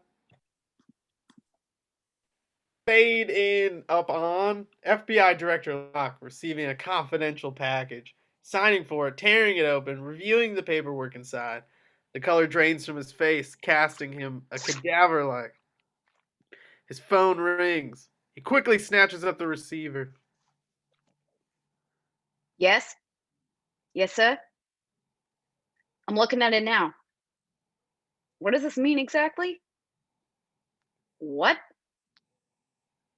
Good God. Good God. No, the two of them attached, Agents Carruthers and Messner. I'd like to notify them immediate. Locke is cut off sharply, listens. As he does, he pulls his personal Primo Sparazza file from a separate pile, flips through, finds a sheet, extracts it. It's a copy of the paternity suit brought against Sparazza in 1967. He reads. Understood, sir. They won't be contacted. I'm leaving now. Cut to exterior Tahoe International Airport day. A Learjet touches down, the camera tracks, finding Dr. Gill at a payphone, the cacophonous racket of taxiing aircraft, forcing him to repeat every other sentence. I'm here. Where's the car? I said Hugo. He should be there. Gill looks around. Well, I don't see him. Point of view, camera pans around with him. Should I take a taxi or what? No, wait there. He'll be there. As we find... Exterior Tahoe International Airport tarmac, same. A Learjet unloading passengers. The Swede steps down off the plane dressed as we last saw him, carrying the same black leather valise. He's accompanied by 2 Sparazzo thugs, who quickly escort him to an awaiting car. The Swede looks over, sees Gil at the payphone. The two seem to acknowledge one another, as the Swede quickly climbs into the car and closes the door. Cut to your penthouse suite day. A door opens, revealing Vitoli, the butler, a.k.a. Lazlo Soot, standing behind it. He's with one of the security team members, waxed mustache, polo shirt, gut sucked in. Curious. Beanie, glaring at both of them. Why you always gotta be announcing this fool like he's some motherfucking muckamuck? Huh? What? Because he got an accent? You're gonna treat this cracker like he don't be scrubbing toilet seats. Person, please. Speaking of scrubbing, where the fuck you been? I know Hugo been paging you like a mother. My name is Vitoli. How can I be of service? I know your name, man. What's wrong with you? Why are you standing there, a fool? You make your money watching the hall. Get your eyes back where they belong. Mustache nods. Beanie slams the door on it. Soot, inside now scanning, making split-second evaluations. What's where, who's where. He picks up voices from the master bedroom. Cut to interior penthouse suite, master bedroom day. Clothing everywhere. Israel's top dollar wardrobe, designer suits, wadded up into balls and stuffed into a garment bag. He's doing more cocaine, talking to himself, babbling the classic adults. Don't worry if it'll be all right monologue. Ivy! Why isn't Hugo at the airport? It's a 15-minute trip. Ivy, his menace gone malignant. Quietly stepping out of the shadows, Isreal has no idea he's been there all along. What the fuck? Got the doc in town? I need him here. Call Hugo, find out where the car is. Ivy doesn't budge, just stands there staring hard.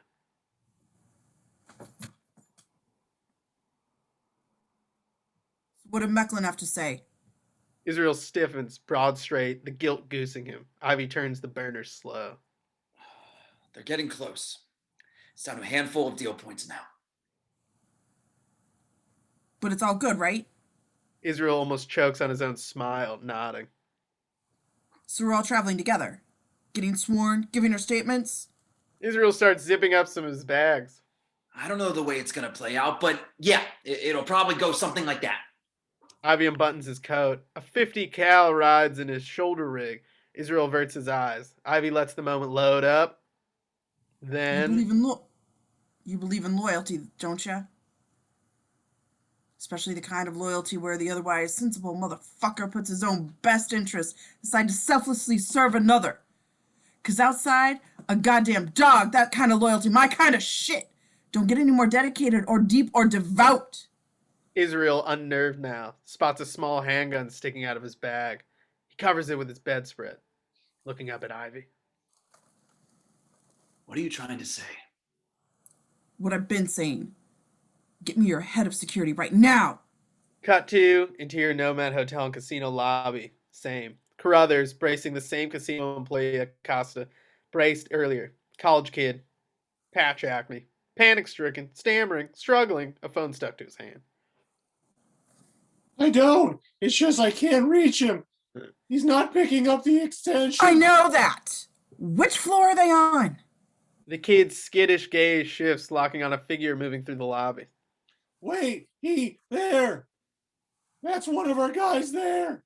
Carruthers breaks off, moving for the man in the maroon jacket, heading toward the elevator. He reaches him, puts a hand on his shoulder.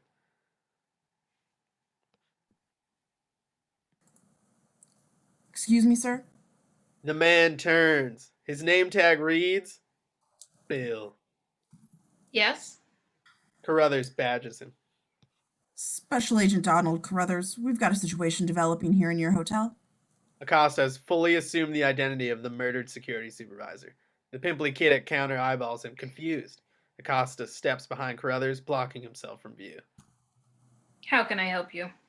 Carruthers leads him toward an awaiting elevator. I need to get to your penthouse level immediately. I also need every other elevator with access to that floor evacuated and locked down. They step Is into this an the Sorry. Is this an emergency? Let's hope not. The elevator doors close behind them as we cut to elevator doors open to reveal the Tremor brothers, vibrating at varying speeds, pharmaceutical stares, simultaneously sharp and dull. Georgia Sykes stares back, bad vibes trickle up her back. She holds a moment, doesn't board. I'm going down. Darwin looks her over, lecherous grin. I bet you are. He mimics a blowjob, treating her like the hooker he thinks she is. Sykes wants to shoot him in the face, and so do we all. Lester and Jeeves ogle her as the doors begin to close. Darwin smiles wide and lewd. Sykes kisses her middle finger. Dumbass redneck. Darwin's smile turns scowl as the elevator doors slide shut. What'd you say? Not you. Some assholes on the elevator. Are these bitches on the permanent smoke break or what? Why the fuck are they calling them working girls? Waters grabs her binoculars, sees the 4 prostitutes snub cigarette butts, and start to head inside. All right, the whole train is exiting the station. They're coming to you. Sykes waits a beat, then reaches for the call button to signal another car. We follow her finger to the up button and cut to a blackened fingertip trembling, barely enough force behind it to hold a delivery bell button down. Exterior Lackey's souvenir shop day. Hollis Elmore. Hypothermia ravaged. Racked by seismic-like seizures. Body temperature terminally low. The delivery doors flung open and a kid of about 12 stands there. Cross-eyed. Coke bottle eyeglasses. Shirtless. Wearing a Rising Sun head wrap and karate gi. He says nothing.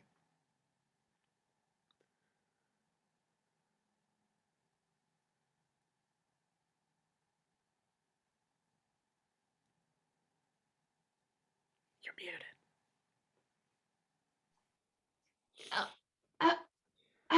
Help! Ambulance, please. Elmore collapses. Consciousness strains. Snaps. He blacks out as his jaw collides with the concrete. Cut to as Dupree's bag corpse is hefted onto a coroner's gurney and wheeled into an awaiting ambulance. Deeks' body follows.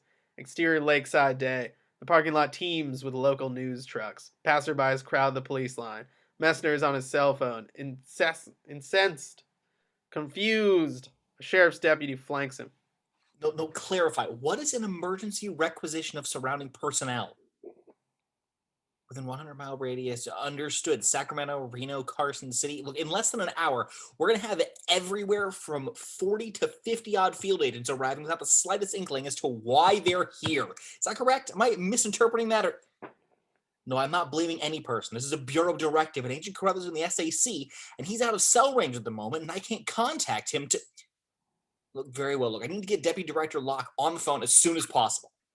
One of the crime scene recovery team members approaches, hands Messner a printout, a faxed, blown-up rendering of a Nevada driver's license. We recognize the face. Who's this? Hollis Elmore, resident of the Las Vegas, formerly with the PD there. He's a known associate of Dupree. The CS team member holds an evidence bag aloft. We find these washed up on shore. Messner takes the bag, gawks, can't make out the contents. What are these? Elmore's fingers. Whirls are in bad shape from this frostbite, but we got a good pull for Layton's. Positive ID. Those were shot off. I've got a third man missing. Commotion close. Sheriff's task force members hustling past, hopping into cruisers, firing their sirens. A 50-something task force chief approaches Messner. We've recovered their car. What car? Dupree's rental, Dodge Stratus, picked up yesterday at a commuter airport in Reno, Nevada. Where's that now? In the parking structure of the Nomad. Cut to interior parking structure, Nomad Hotel, same. The crime scene unit already has the area cordoned off. Police photographers circle the rental car, snapping pictures as uniform units scribble license plate and VIN numbers. Camera pans over to reveal. A limo arrives. The Swede disembarks, Black Valise in tow. A group of Sparazza henchmen surround him, spiriting him toward a nearby stairwell, anxious to avoid the police. Cam continues pan to reveal. Doc, Gill, and Hugo sitting in their car. A little leery at the heavy police presence, Hugo takes up his cell phone. Doc, I'm going to tell him we're on our way up. Make sure it's cool up there. Anything you need? Gill shakes his head. Nope. As Hugo dials, Gil retrieves his own phone as he climbs out, dialing, moving to the trunk. Going up now. Give me 10 minutes. That should be enough time to prep. He clicks off. Hugo's completely unaware of the call he just made. Gil pops the trunk, removing his medical bag. Come on, somebody answer. Interior penthouse suite, same. The phone rings. Beanie moves to answer it, tossing his balled up Versace shirt to Soot, Vitoli. There's a silk blend B, 600 and change, and it's got vomit and bile and stomach contents all over it. I ain't gonna tell you how to get the motherfucking clean. Just put it right. Soot nods and furls a laundry tote, sticks the shirt inside, hand moving within the bag. Check the man's calfskin coat, too. He looked like he got some cinnamon roll and shit all over it. Beanie turning, reaching down for the ringing phone when thwap! Something plunks him hard from behind. He's knocked forward by the force of the impact. Startled, instinctively slapping at the area, thinking something stung him. What the fuck? He looks around alarmed, head on a swivel, hand probing the pain, not aware of the blood coursing from that spot, streaming down his back. The phone continues to ring. Then Beanie hears the small metallic warble of something rolling around on the floor behind him, gradually settling. A sensation overtakes him, and he grows very still with it. He looks down at his hand for the first time, sees blood. There reaches up with that same hand and finds that tattered hole right above the base of his spine. And finds the tattered hole of his hand. Small wisps of smoke drifting up out of the wound. He turns numb and sees that looks like a spent shell casing, just ejected, coming to the rest on the tile. The phone continues to ring. His eyes track upward to Vitoli, the butler, holding a silenced 9mm, aim still held. And that's when it dawns on Beanie. I've just been shot in the head. Ah! Hell no, you ain't just do that. 3 more soundless shots from the 9mm put a humane end to these proceedings. Ow. Blowing Beanie's body over a sofa chair. His 300-plus pound frame slides to an unceremonious halt in the remnants of the shattered coffee table. Israel's calfskin coat lies near Beanie's dead body, a pool of blood surrounding it, soaking through, and all the while, the phone continues to ring. Interior bedroom, same. Ivy and Israel are oblivious to what's going on 50 feet away. What'd you say to Mecklen? Israel looks from the ringing phone to the gun in his bag. No good. Ivy will kill him before he clears the bedspread. That's probably him now. See, this is one of them rare moments when you ask get a chance to be completely honest. And if I'm asking you what you said to Mecklen, assume the shit is rhetorical. So assume I already know.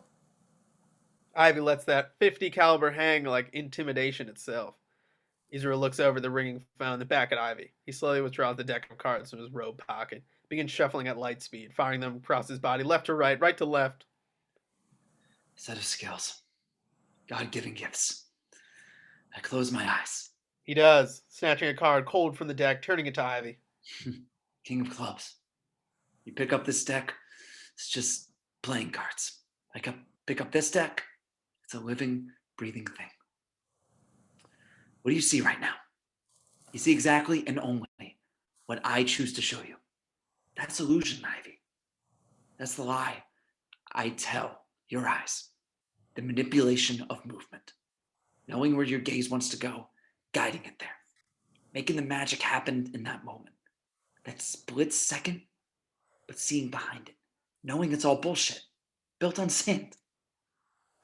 I can show the feds what they want to see too. And make it as real as this room. Make it more than smoke, more than mirrors. And that's why I'm valuable. And that's why you're not. I never wanted it this way. Israel, a card slipping from his sleeve into his throwing hand. Ace of spades. He keeps it cupped. Oh, you ain't done a damn thing. Can't be undone, playa. Playa. The die ain't even close to cast. You wanted some shit real? No stage? No. And let me say this one time. Cut to interior Learjet day. Locke inbound to Tahoe with a detachment of DC agents accompanying him. He's examining contents for the confidential package he's received earlier. Photos of a post-op Primo Speranza plastic surgery, shrink-wrapped, his face swollen and deformed, dozens of photos, dozens of dates. If you think old man Primo could twist your shit up. He scans the surgical reports. Specific sentences and words pop. Malleofacial disorder. Degenerative bone disease. Bullet fragments. He keeps reading. It ain't nothing compared to what I'm about to do here. Believe that. I don't believe this. Cut to interior elevator car saying, Bill, a.k.a. Pascal Acosta, hitting a walkie-talkie against his leg, checking for a signal, faking the whole affair. Battery's completely dead. Carruthers behind him in the elevator, checking his cell phone. Forget it. You won't be able to get a signal here. Have to wait. Carruthers annoyed, stowing his cell phone.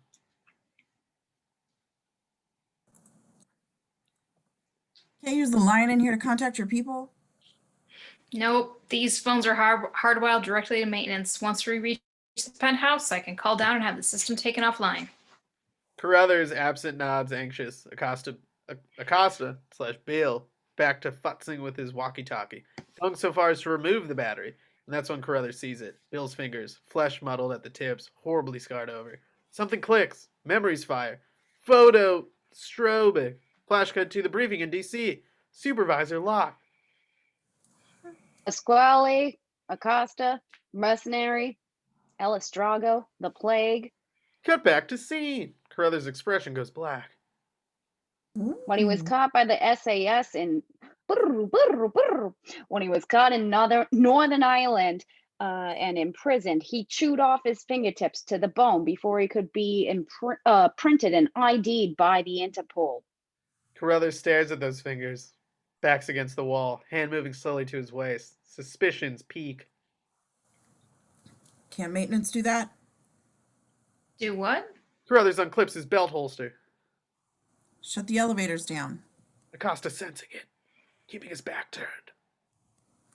An emergency shutdown of our entire elevated lift system? No, sir. That has to be handled by my staff. Carruthers gets a hand on the stock of the 45 on his hip. How long have you worked here? Bill? A long, drawn silence. Then, static emits from Bill Acosta's belt. His walkie-talkie was working all along. Jigs up.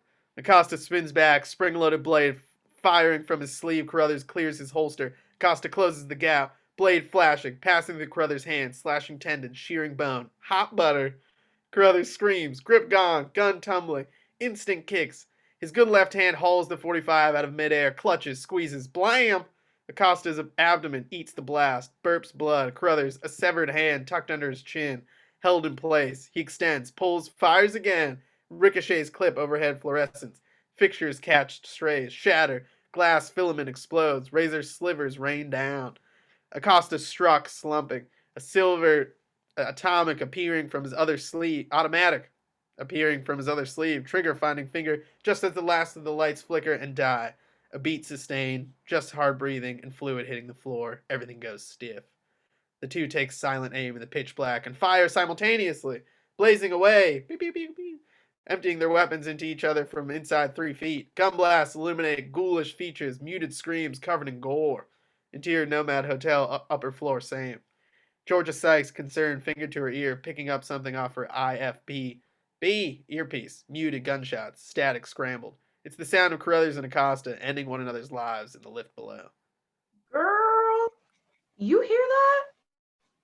Intercut with Interior Horizon Hotel, top floor, same. Waters sweeps the penthouse level with her rifle scope. Are you anywhere near the penthouse? No, but that definitely sounded like shots, and I don't know where it's come from. It's your IFB. Somebody else has an earpiece. You're picking up their signal. I thought we had a secure frequency. Oh, girl, don't tell me this motherfucker ain't going off right now. Waters hears something crackle over one of the scanners, a transmission to Nomad security staff. Oh, fuck these fools. Sykes looks up to see the elevators reach her floor. What's wrong? Security's locking down the elevators. Sykes looks at the elevator doors in front of her as we cut to interior elevator car saying the Tremor brothers waiting arrival in the penthouse, armed to the teeth, each one tethered with an array of pistols, rifles, knives, hatchets, hacksaws, the tools of their trade, to be implemented in the most godless manner imaginable. Music drifts in and over the speakers when suddenly the car lurches. Cables catch, brake boxes shriek, and the elevator car comes to abrupt stop. The brothers exchange looks as the power is cut and they are plunged into darkness. An emergency recording sounds from the elevator's ceiling speaker.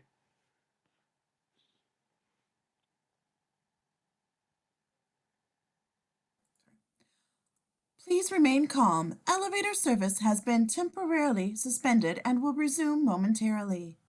The recording defaults into a maddening loop. Then, the sounds of someone unzipping a bag in the dark, hands moving objects around, metal clanks off metal as the bag is rummaged. A brilliant flash, hot white to iridescent red as a road flare struck, showering Darwin Tremor with a deluge of sparks as he holds it aloft. Well, let's get at it then. Lester and Jeeves effortlessly ablum.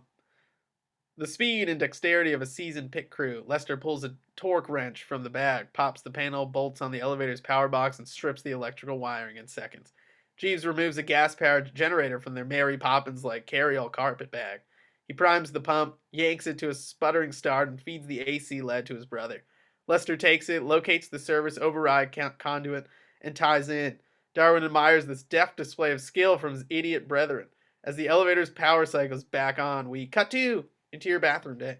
Light switch flipped on, revealing the shrunken, shriveled, fetal-like form that is Hollis Elmore being carried by Margie Turlock, 63, part-time RN, full-time souvenir shop owner. A substantial tank of a woman, Margie manhandles Elmore, dropping him into a lukewarm bath, priming him with gray water. Brimming. Okay, sweetie. Now I'm a registered nurse, and this was my bath not a half an hour ago, so I ain't as hot as it could be, but we're gonna get you all toasty and warm in no time. Warren, go on and get Grandma her hot blanket and her heating bag. The one in under there, the sink in the bathroom. Warren sniffs, licks lovingly on an ice cream sandwich, but never bites it. Slower, Nana. Talk slower. Margie indulges her grandson, no end. Okay, Shug, Grandma needs you to go in. Warren begins to smile, a snarl of misshapen yellow teeth smeared with chocolate, bracketed by chrome-colored braces. Oh, you little foxy, trying to fool your Nana. You heard me, didn't you? Now, Boogie. Grandma needs her big helper boy now. Go on and get those things and Grandma will rub your feet. My karate feet. My crazy karate kick feet. Warren puts the ice cream sandwich in his mouth and begins hopping up and down, kicking, striking the wall with great disturbing ferocity. Margie cackles at this. Oh, you little angel butt. Grandma will rub those feet forever. Elmore is struggling against imminent death, watching this display with increasing dread. He scans the sink basin, sees it lined with antidepressants, Ritalin, Thorazine, etc. Warren keeps throwing hard roundhouse kicks into the wall. Oh, you silly seal. Never mind, Grandma will get it.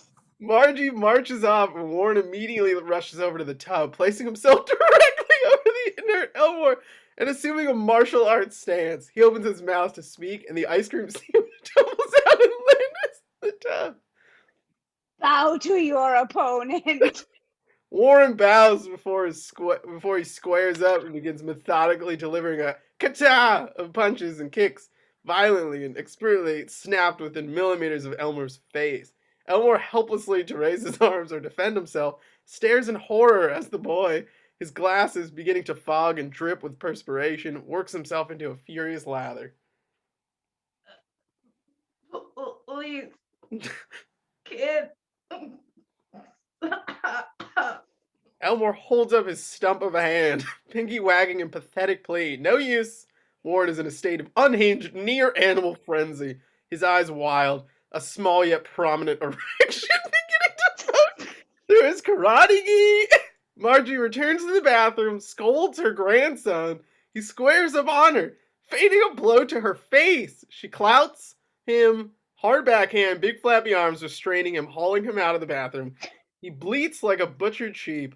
Elmore, left alone, stark naked, shaking, he turns his head, gazing into the other room. A newscast plays on the television. A reporter, lakeside, via live feed, standing in the same parking lot where Deeks and Dupree were killed. Cut to television screen. We slowly dolly back, revealing a different room.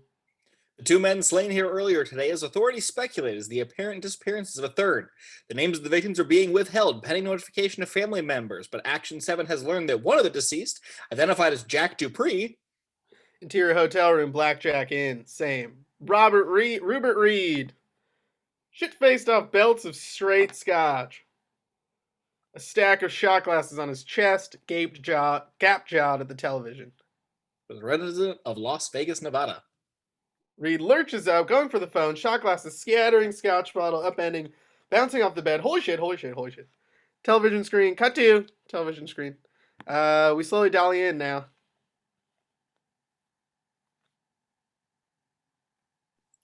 We've also learned that Mr. Dupree is employed by as a process server and bondsman for Drago bail bonds, and may have been in this area on a fugitive apprehension.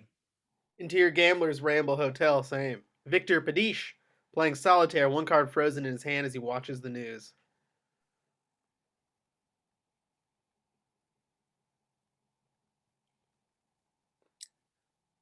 A rental vehicle registered in Mr. Dupree's name has been recovered in the parking lot of the nearby Nomad Hotel and Casino. Cut to Interior Nomad Hotel and Casino. Parking structure day.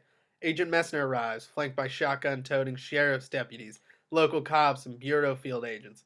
They deploy, cordoning off the scene, taking control. We see Hugo and Doc Gill ducking down. Hugo still has the phone to his ear as they approach a rear stairwell with the door that reads, "Authorized personnel only, penthouse level." Two feds descend, chaining and bolting the door. Shit. Answer the fucking phone. Cut to Interior Nomad Hotel, penthouse, same. The phone is still ringing as Soot, Browning 9mm at his side, stalks the voices coming from the master bedroom. Cut to your master bedroom, same. Ivy, fingers brushing his gun grip, stares Isreal down.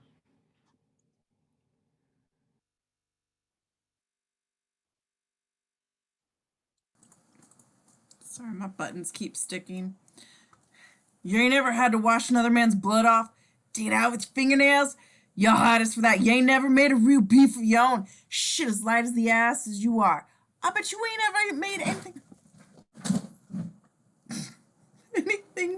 ever, than a fucking fist your whole life.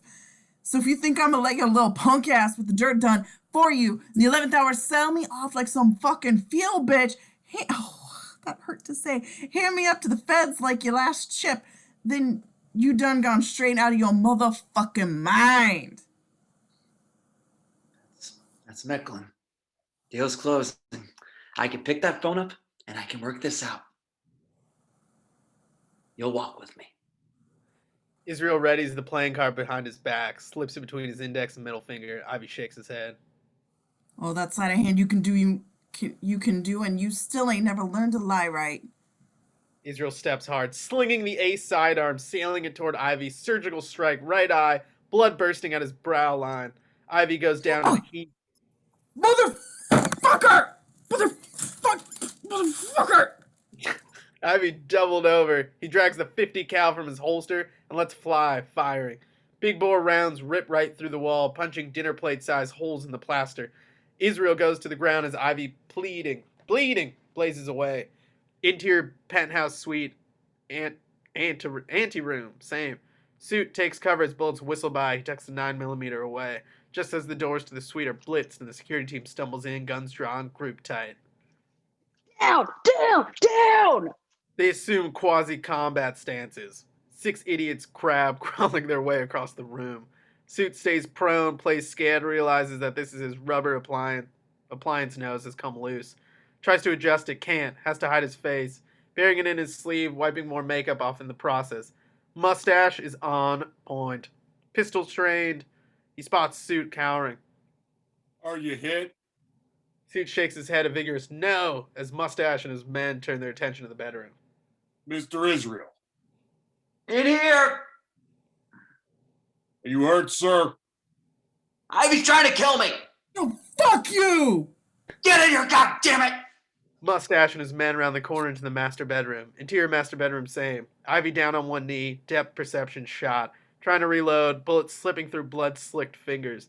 Israel lies on the floor behind the bed, breathless, chest heaving, frantically trying to pull the small automatic pistol out of his overnight bag. Drop that gun right now. One of the bodyguards spots the body of Beanie lying dead in the remnants of the coffee table.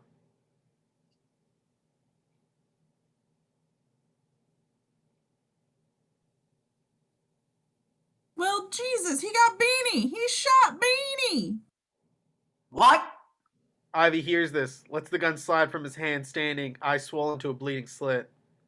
Get on the ground. Ivy, looking past them, seeing Beanie's lifeless body lying there. Israel peers out, sees the same thing. Jesus Christ.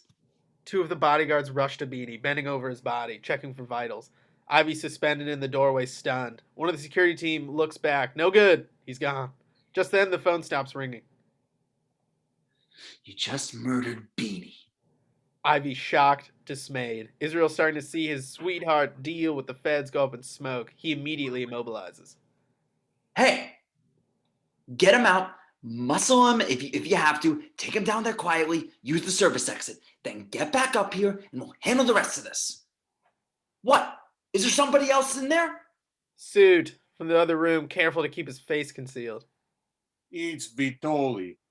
Israel, a grimace. Too many people involved.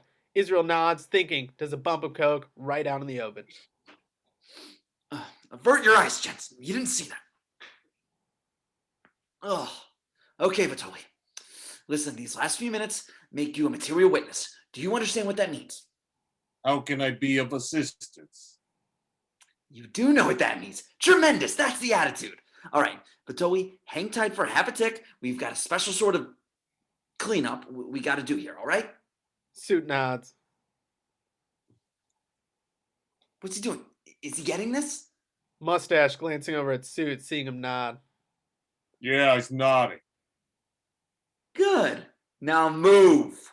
Mustache and his men brace Ivy, taking advantage of his disorientation and dismay and swiftly escorting him out. Exterior penthouse hallway, same. They amass around the elevator, taking care to double handcuff Ivy now. Mustache pushes the call button. It fails to light. Cut to interior elevator car, same. Choked with generator and road flare smoke, lit like hell itself. The Tremors stand at arms, shrouded in a miasmic mung of horribly toxic fumes, filling their lungs with it. Cut back to interior hallway, same. Mustache hits the call button again, still nothing. Yet one of the lifts appears to be ascending. What about the other four? Well, bitch, step on my line. Wait, one of them looks like it's on its way up. Well, what about the other four? Are they out? He keeps hitting the call button, but it won't light. What the hell's going on? Forget it, it's dead. Cut to interior hallway, 14th floor, same. Sykes trying to pry the elevator doors open. It ain't dead. Quit saying that shit. Intercut with interior Horizon Hotel, top floor, same. Waters pours herself a glass of Chablis from the minibar. Chablis. Girl, I just saw muzzle flashes coming out of that suite. It's probably where you heard that shooting earlier. Somebody just downed Isreal. He dead. Our play is dead. Sykes getting some separation on the elevator doors, pulling her 9mm, using it like a crowbar. I'm not giving it up just yet. Come on, I said we bounce now. Kick it for a little bit. Play some craps. Maybe spend the night? Sykes struggling with when the doors suddenly retract on their own. She's staggered by what she sees in the elevator, tripping back, heels catching, dumping her on her ass. Oh, damn. She sits up, stupefied. Cordite and pistol smoke drift out of the open elevator doors like a funeral dirge. The sound of a bone saw emanates from within. Interior elevator car, Carruthers and Acosta. War-torn, shot to hell, post-battle standoff, just staring. Weapons emptied, bodies bullet-punctured, leaking life. Both are breathing, but just barely. What is it? Filament and glass dust cover everything. Blood streams in steaming fissures. Floating spent shell casings and fluorescent shards cover the floor of the car. Acosta clinging to life itself, clutching the whirring bone saw, trying in vain to reach Carruthers. Sykes wades forward, wary, Glock vice gripped. Shit, girl. There's some two dudes just sitting here in this elevator. Oh, shut up. What? They must have been beefing big time with one another because this shit got way past words, whatever it was. What are they doing right now? Sykes glancing from Carruthers to Acosta. A beat. Right now? Dying. Cut to interior lackey's souvenir shop, kitchenette day. Elmore seated wrapped in quilts and heated blankets, shivering horribly, lips blackened, flexing brittle fingers on his good hand, trying to restore feeling, teeth clattering like 10,000 teacups. Margie Turlock enters, arms loaded down, grandson worn hot on her heels, a set of nunchucks under his arm. Elmore palpable hatred, pure bile for the boy. Margie sets the assortment of goods down on the table in the front of Elmore. Tortoise theme hats and sweatsuits from the shop, a pair of thermals, a collection of pill bottles, and what appears to be an old Vietnam-era ammo box. So them fellas were your friends then? The ones that shot and tossed you in the lake? Were they police officers too? Elmore nods, rifling the pile in front of him. Going for the pills, Margie pulls a pot of coffee off the stove, pours a mug, sets it down in front of him. Them was left over from my hysterectomy, so they're a few years old. Might be out of date. Elmore eyes the labels. Vicodin, Vioxx, morphine-based. Nice.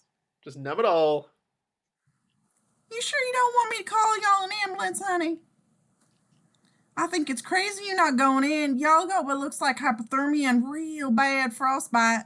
They could wind up amputating if they don't get it treated. Warren sits in the chair next to Elmore and begins mimicking him, shaking epileptically, doing his doofus bit, tucking 3 fingers away, waving a stump, belly laughing. Warren, now you go and practice your nunchucks now. Leave us for a bit, Shug. Warren scowls, getting up in super slow motion, making sounds with his mouth as he stands. Robotic whirs, buzzes, clicks. Margie chuckles at her grandson. She can't help it. Then in a blur, Warren snaps, abruptly slamming the nunchucks on the table, the rebounding portion of the weapon almost hitting Elmore in the face. He bolts the room before Grandma can scold him, his titters echoing off like taunts. I'm sorry about that boy. His mama abandoned him going on a year now. His dad and my boy Dale, Gulf War vets over in the Reno Washoe Correctional Facility. Got some clarity issues. He did some home invasion, sodomy, torture type stuff. Wrote a bunch of bad checks. Got himself consecutive life terms. Shipped off to Soledad there in California. Reminds me, I got that care package I need to send off. Anywho, my husband Bill took the coward's route and committed suicide by hanging about 9 months back. Ever since then, little Boogie there's been man in the house. And we make a darn cute couple, I think. Margie cackling again. The facade of sanity showing serious signs of strain. Elmore pulls the ammo box across the table. Stenciled on the side, 117th Airborne Division, Charlie Company, reckon. He cracks the lid. I don't think that's been open since my husband died. Inside, Army memorabilia and a bric-a-brac, patches, service tags, dog-eared B&W Polaroids, ancient breast mags, which make Margie horribly uncomfortable, Saigon bottled beer, and most importantly, a 357 Colt Python. Psh. Elmore lifts it, looks it over, feels the heft, drops the chamber. It's loaded. He sifts some more, palms loose bullets at the bottom of the box. He cracks a blackened grin, rolling the pistol's chamber and snapping it shut as we cut to a padlock being locked and secured. Camera pulls back to reveal interior Nomad Hotel lobby. Elevators and access doors locked down indefinitely. Casino and hotel patrons filed out in less than orderly fashion. Craps players, pissed at their hot streaks, have been cut short. Harangue police and sheriff's personnel in passing. Barflies and blackjack habituates, accustomed to staying in one spot for months on end, and have to be manually removed. The 4 call girls trying to argue their way past security and onto one of the elevators, realizing they're not getting anywhere near the penthouse level.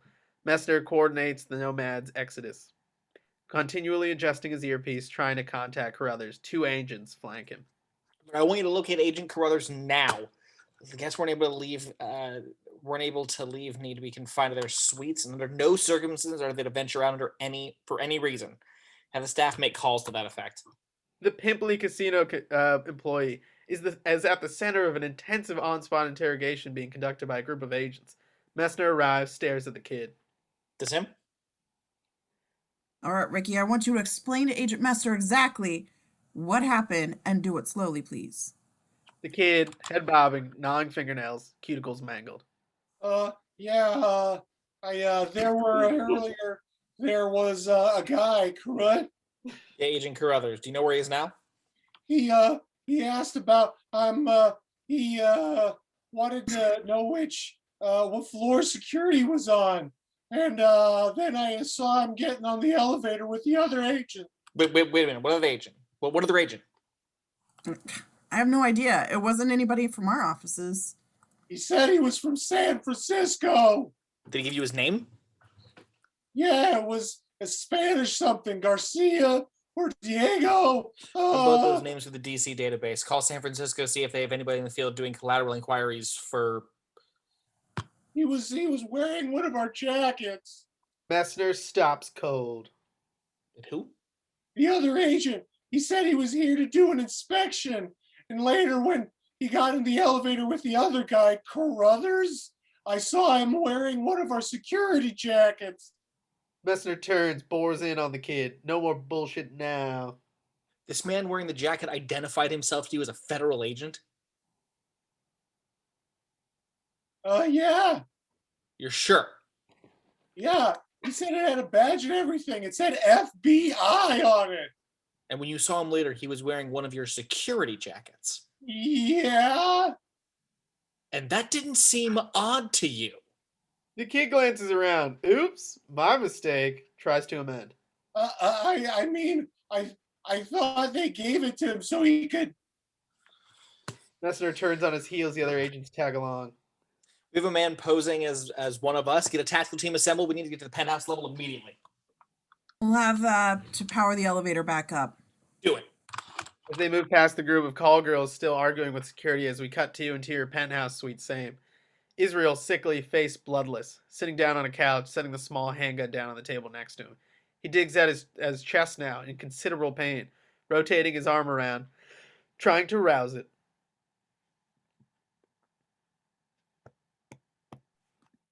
Fucking thing's falling asleep. Isreal gazes at Beanie's body, trying to figure out an appropriate course of action. Vitoli, just sit tight for a second. I gotta make a phone call. Figure this out. He takes out his cell phone, dialing Morris Mecklen.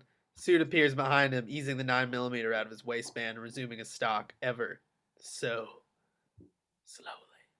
Cut to interior penthouse hallway, same. Israel's security crew, surrounding a still stunned Sir Ivy, waiting on the lift. One of the elevators approaches. The rest appear to be down. One of them on its way up.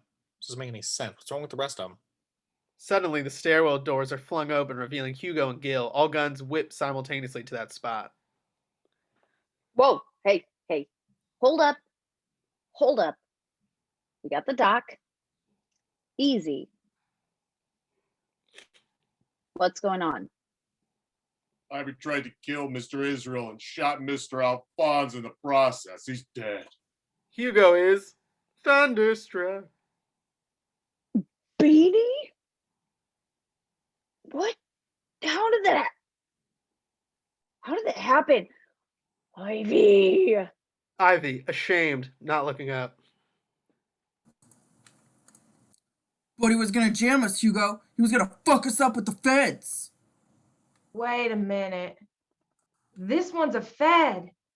Cut to interior elevator car, 14th floor, same. Sykes holding Carruthers' FBI credentials after patting him down. She doesn't notice that power has been restored to the elevator.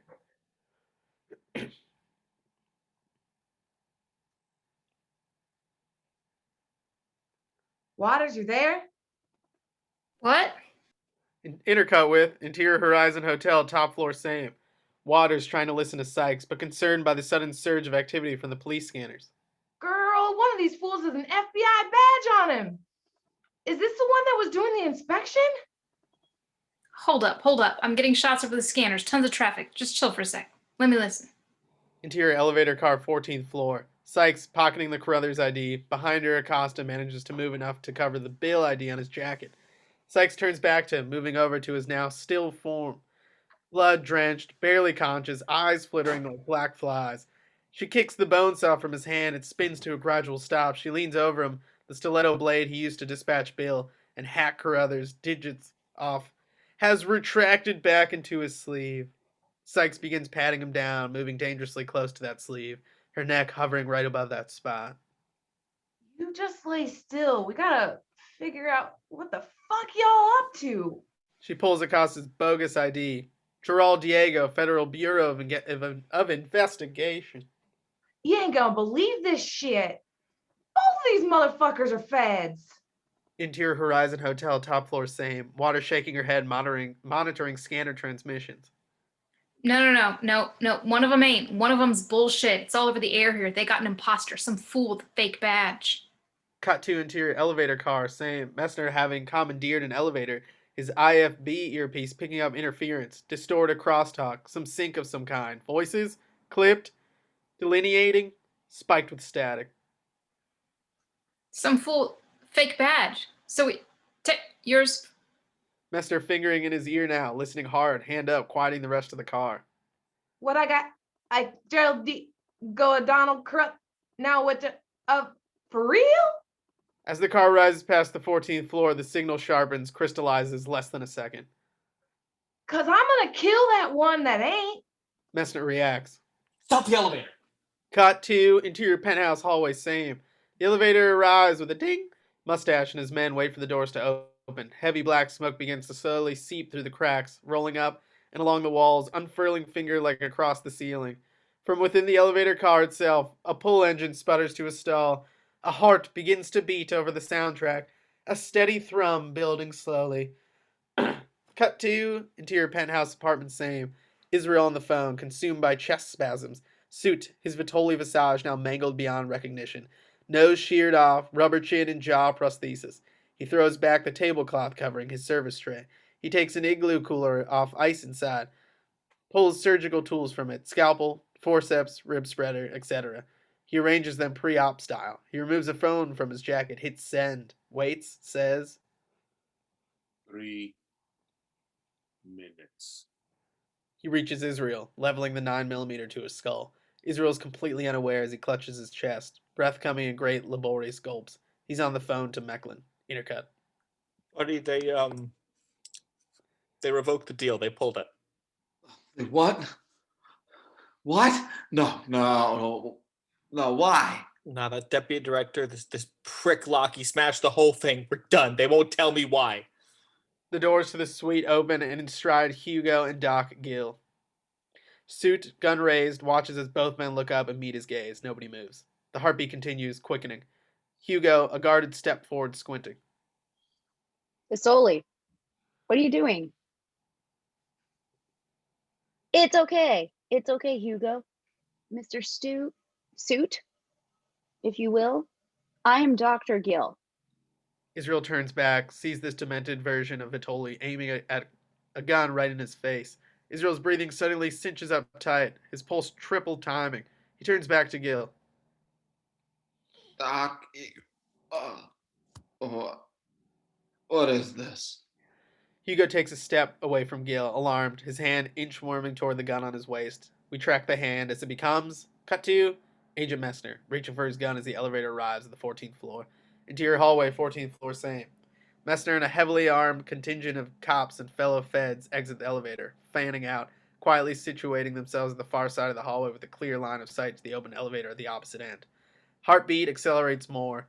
Interior elevator car, same. Sykes, having heard the elevator arrive, leans against the wall, gun up, listening. Interior hallway, same. Messner, voice low, directing the tactical action. Sykes. Sorry. Two-man cover formation, far end. The elevator's open. Possible aggressor inside. Watch for fire. Interior elevator car, same. Sykes, hearing that last transmission simultaneously. Watch for fire. She glances down at Carruthers, sees his IFB in his lap, realizes that's where the voice is coming from, plugs it into her ear. Stay low. Reach on my mark. Sykes covering Carruthers' IFB, whispering into her own. Sure. 14, I'm pinched. I need some heavy shit. Fire from heaven, my count. Cut 2, Interior Horizon Hotel, top floor same. Waters, retargeting, bringing the bear at 50 to bear on the lower floors. Sitting down from the top, counting back to 14, settling, locking off the tripod, gazing through her scope. Heartbeat building still, becoming more erratic. Waters' point of view. 14th floor, big glass windows, strong curtains. She nuzzles the eyepiece. Fingers slipping delicately inside the trigger guard. Waiting. Bet. Cut back to interior elevator car same. With Sykes' attention diverted, Acosta begins slowly moving his hand toward his pant leg, reaching for a hidden ankle holster. As we cut to interior penthouse hallway same. Mustache and his men, hands going to their rigs, shoulder and waist. A handcuffed Ivy watches with them as the elevator doors open, and a big plume of black smoke vacates the car. Eerily cast light burns blood red within. Infernal, hellish. Now, another pull engine leaps to life. From inside the car, this one gnarled and guttural, winding out a chainsaw. Heartbeat jackhammering now, out of control. The sound falls away, leaving only the runaway throb of the beating heart as we cut to slow-mo dolly-in, Buddy Isreal, both hands going to his heart. Something horribly wrong. He pitches forward, falling away from Soot's pistol. The heartbeat crescendos wildly out of control. Cut to a Bell Ranger helicopter, the heartbeat becoming the thwack of rudder blades as it lifts off with Deputy Director Locke and FBI tactical team inside. Cut to montage. A kaleidoscope of scenarios about to be played out at the exact same second. Shared fates, Shakespearean fraught.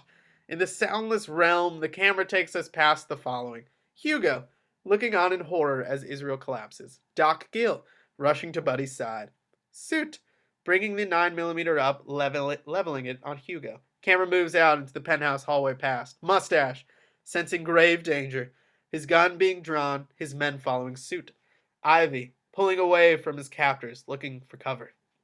Darwin Tremor, stepping from the elevator, strapped with a sawed-off pump shotgun in one hand, a vintage elephant gun in the other, looking for lives to end. Lester Tremor, chainsaw snarling, spewing oil, psycho smile spreading viral across a pockmarked face. Jeeves Tremor, sledgehammer and a scabbard on his back, holding World War XI era German potato masher grenades. Gripped like drumsticks, pins pulled, he hurls them. Camera moves past them, down elevator shaft to Sykes, pulling extra clips from her handbag, securing them under her garter belt, dumping her heels in favor of hose. Acosta, pant leg lifted, moving panther quiet, tortoise slow, unfastening the snap of his ankle holster. Carruthers, near death, eyes locked on Acosta, his mortal combatant, trying desperately to reach his own ankle holster. Messner, watching as his team moves into place around the elevator, checking his own piece, flicking off the safety. Camera moves out the window and up to Waters in the hotel window. Across the way, sniper rifle snug to her shoulder, eye in the scopes, waiting for the word. Camera moves through rifle scope up to and inside earpiece. Inside the earpiece at 10,000 times normal magnification, micro sound condensers, and circuits the size of skyscrapers. Then, a voice makes the landscape tremble like the trump of God. Bring it. The camera suddenly reverses path. Back out the earpiece, down through the scope, over the barrel of the rifle. Boom! A 50 caliber bullet is birthed. Camera travels back to the 14th floor window of the Nomad detonates, with concussive ferocity creating a hailstorm of shattered glass that sweeps the length of the hallway, engulfing cops and feds whole. Cut to, another round tears in after it, exploding a gilded ceiling stanchion, sparking off the rebar, tripping the sprinkler system, dousing the corridor. Everybody runs for cover. One of the agents, wounded, summons another elevator. Messner, undeterred, advances on the elevator containing Sykes and Carruthers. Camera traveling back. Sykes, Glock ready to rock, about to move. Acosta pulling a pistol from his ankle rig, preparing to backshoot Sykes. Camera sends back up through shaft. Chaos, carnage, full-blown bloodbath, mass hysteria. Heavily armed men on an overkill override. Mustache and company waging close quarters warfare with the brothers Tremor. Bullets blaze, bodies drop, everything burns. Camera continues past scene 2. Soot shooting Hugo several times. Hugo falling back, confused by the abrupt pain, baffled by the appearance of blood. Gil over top of Isreal trying to force feed him nitroglycerine tablets, but he goes into full cardiac arrest. Desperate sounds collide now, swell to a great tumult. An incomprehensible crescendo of explosions and chainsaws and gunshots and screams. As we cut to black, nothing. Complete and utter silence. Slow fade up on Primo Speranza sitting in the hospital bed, waiting. Fade out, slow fade up on the Swede sitting on a sofa in his suite with Speranza's men, waiting. Fade out, slow fade up on Rupert Reed, drunk and despondent by the phone, waiting. Fade out, slow fade up on Victor Padiche, hand rigging, watching his phone, waiting. Fade out, hard cut up on all of it happening at light speed. Waters reloading, watching as leaden contrails of gun smoke pour from the pulverized 14th floor. She resumes her assault. Cut to Messner, a few feet from the car containing Sykes. More sniper fire takes the hallway. Another elevator arrives, opens, call girls inside. They snuck up somehow, past security. The gunplay gets them spooked, scared. They scramble from the car. Cops and feds trying to stuff them back inside the elevator as rounds continue to rain down. One of the girls catches a hard ricochet, wig leaping off her head as a bounce bullet punches through her skull. She crumbles, instant casualty. Messner hardly notices, moving instead toward the other elevator car. This is the FBI. Throw your weapon out and show me your hands. Are these feds fake or for real, girl? Carruthers pawing feebly at her, moaning, trying to warn her. She shrugs him off. I don't know. Just keep doing your damage, girl. Kick these motherfuckers off my ass. Bang! Sykes squeals, spins back, feels numbness spread over her legs and lower trunk. Knows she's been shot. Shit. We're out, girl. I'm shot. I'm shot. Acosta fires again, bullet ripping through her studded bustier, gouging Kevlar, nicking rib cage, embedding into the IFB receiver on her hip, ruining it. Sykes falters, tries to raise her gun. Acosta raises his aim to her head, about to deliver the coup de grace. Messner appears now, sees Acosta, sights him when blam blam blam. Acosta's chest explodes. He slumps, the gun sliding away. Messner swings wide on the car to reveal Carruthers, smoking gun, trembling aim, exposed ankle holster, empty. Sykes, Kevlar burning, smashed round, still hot. She tries to pull her vest off, finds her newly paralyzed arm uncooperative. Messner advancing now, keeping an eye on his partner as he moves towards the car. Lady, show me your hands right now. I need my hands, motherfucker. I'm hit. Kill me or let me be. Messner enters the elevator, rushes to the doomed Carruthers. How bad? Mortal. No. Yeah. Messner takes his partner under his arms, lugging him into the open hallway, stripping off his shirt. Carruthers' severed hand nearly falls away from the rest of his arm. Acosta spits blood from the lungs. He's breathing now a bog of pinched snorts and gurgles. Secure the suspect! Two feds enter to remove Acosta from the car. He lets out a guttural yelp as they hoist him. Real pain, or plain possum. Impossible to tell. As his legs clear the elevator doors, they slowly close on the wounded Sykes. Messner tries to prevent them from closing. Can't. Gazes up at the digital counter as the elevator continues its ascent to the penthouse level. Cut to your elevator car. Sykes riding up, wounded, vulnerable, trying to reach the control panel to stop the car. She keys her now useless IFB.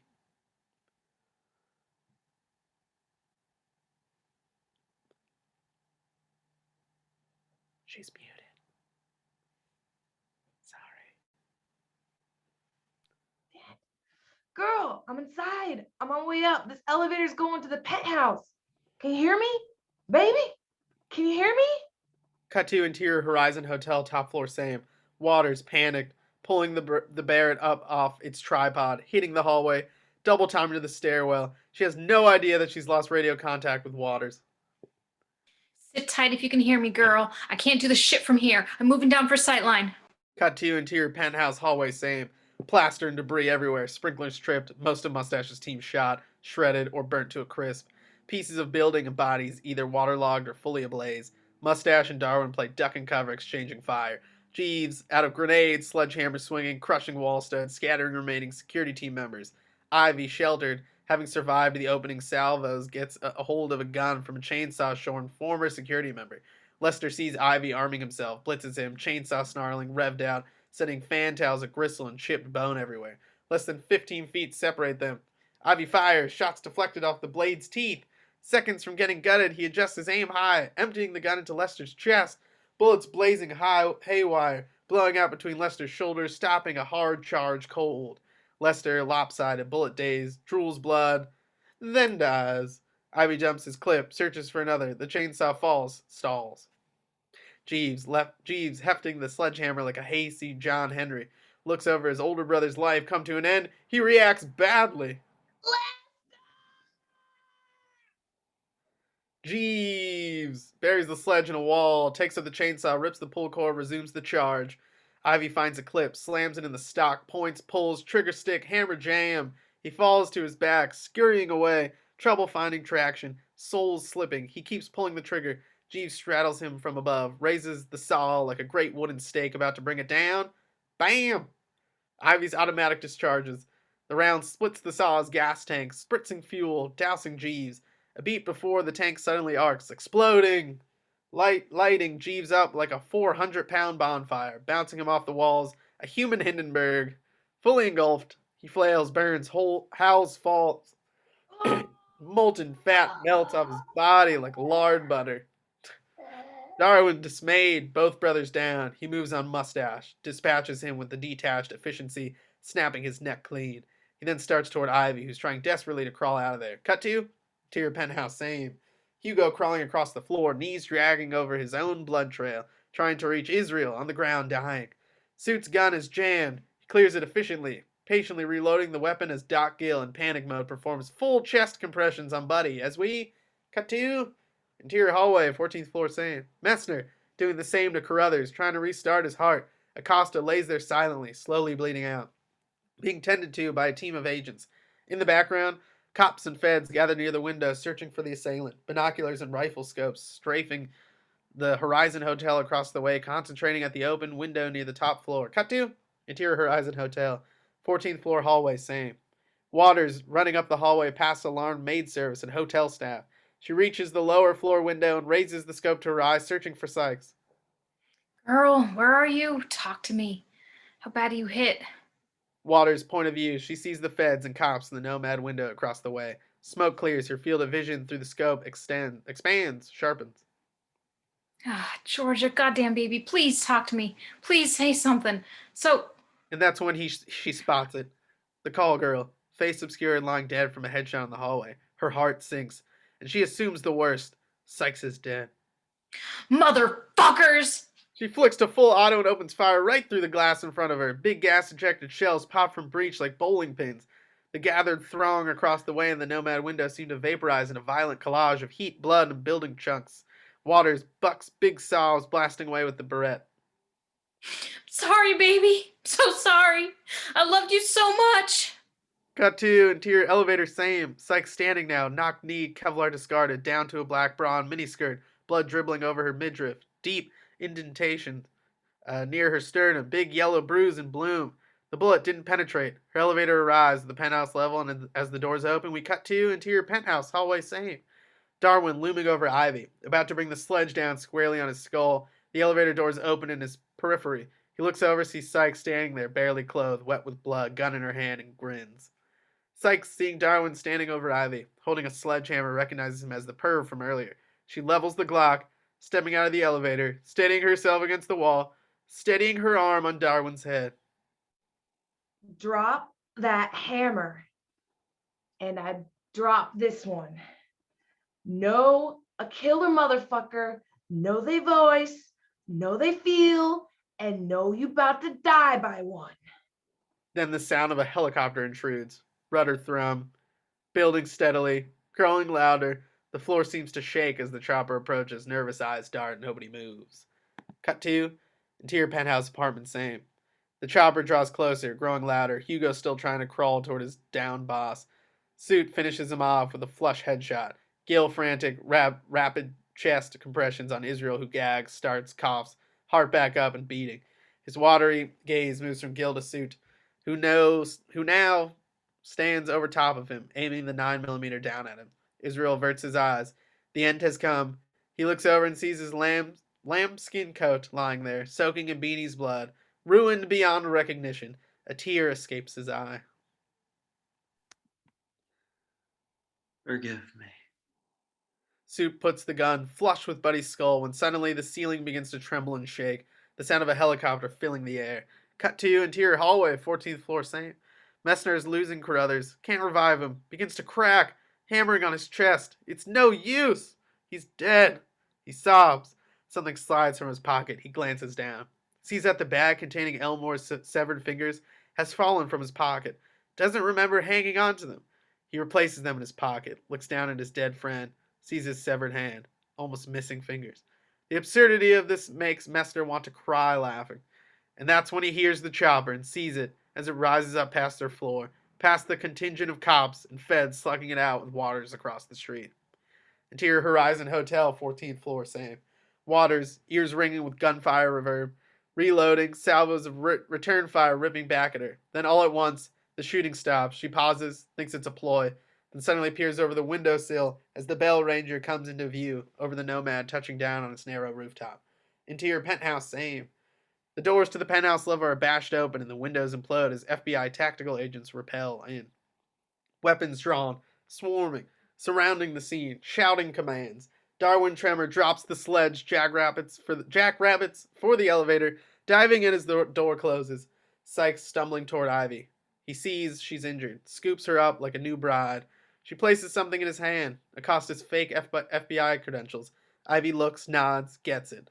Agents approach, combat crouches. MP5s at arms. Let me see your hands. Ivy flashing the ID, taking care to cover the photo. This woman's been shot. I need to get her medical attention immediately. Commotion and confusion swirl. The agent, unsure, searching for some confirmation, can't find it, dismisses them, and rushes into the penthouse. Sykes and Ivy slip out to the exit. Cut to interior penthouse apartment, same. Soot, disarmed, handcuffed. Isreal propped up, sweating, badly. Seizures still hobbling his heart. Gil being patted down by the agents. Prescription pills confiscated. Soot is held at gunpoint and flex cuffed, the remainder of rubber appliance pulled off his face. The agents begin to initiate an all clear over the radios. Moments pass before Deputy Director Locke enters the room. He approaches Soot, studies him to one of the agents. Soot. The agent nods confirmation. Locke reaches into Soot's coat, finds his cell phone, hits redial. Would you join us, please? Locke disconnects, passes the phone to an underling. Where are Carruthers and Messner? Agent Carruthers was killed, sir. Agent Messner is unaccounted for. Account for him.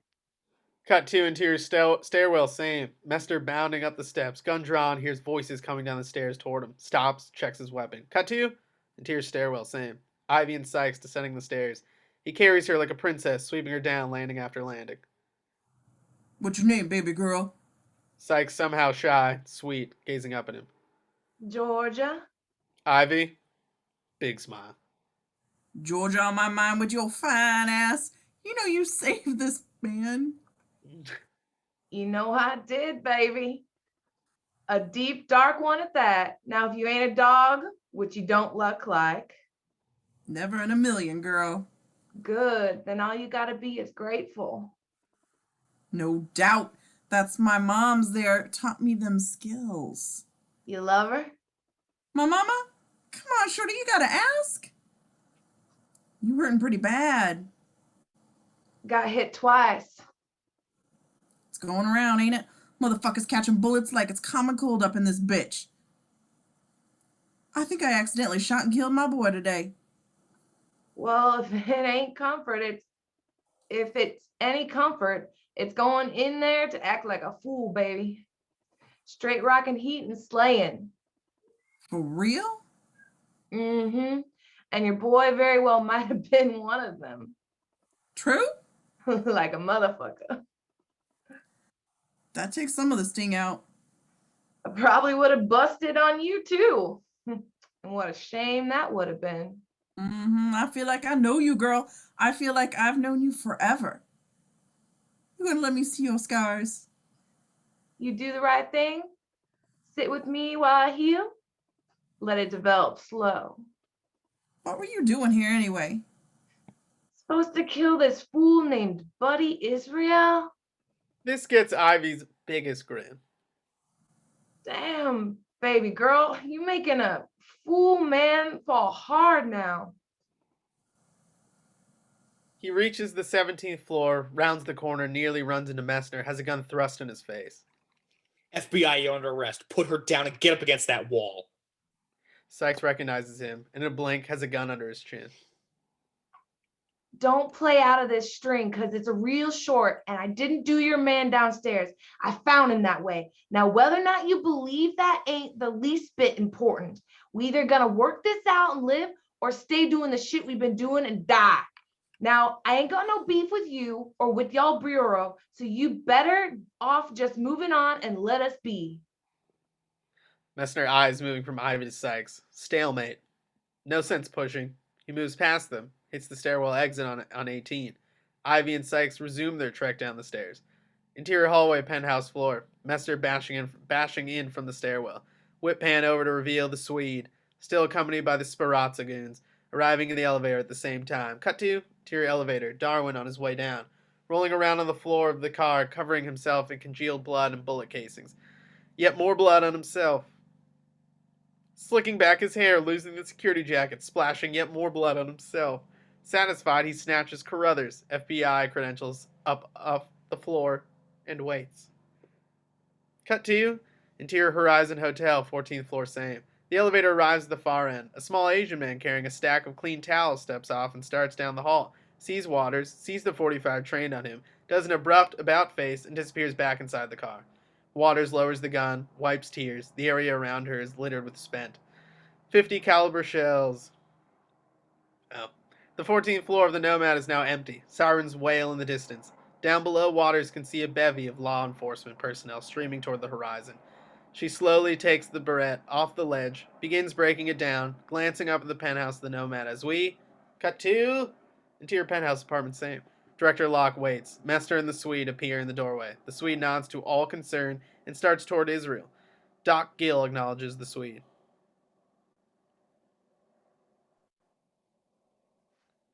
Well, Dr. Engstrom, he's had a mild cardiac episode and recurring arrhythmia, and I've given him 60 cc's of nobunetal.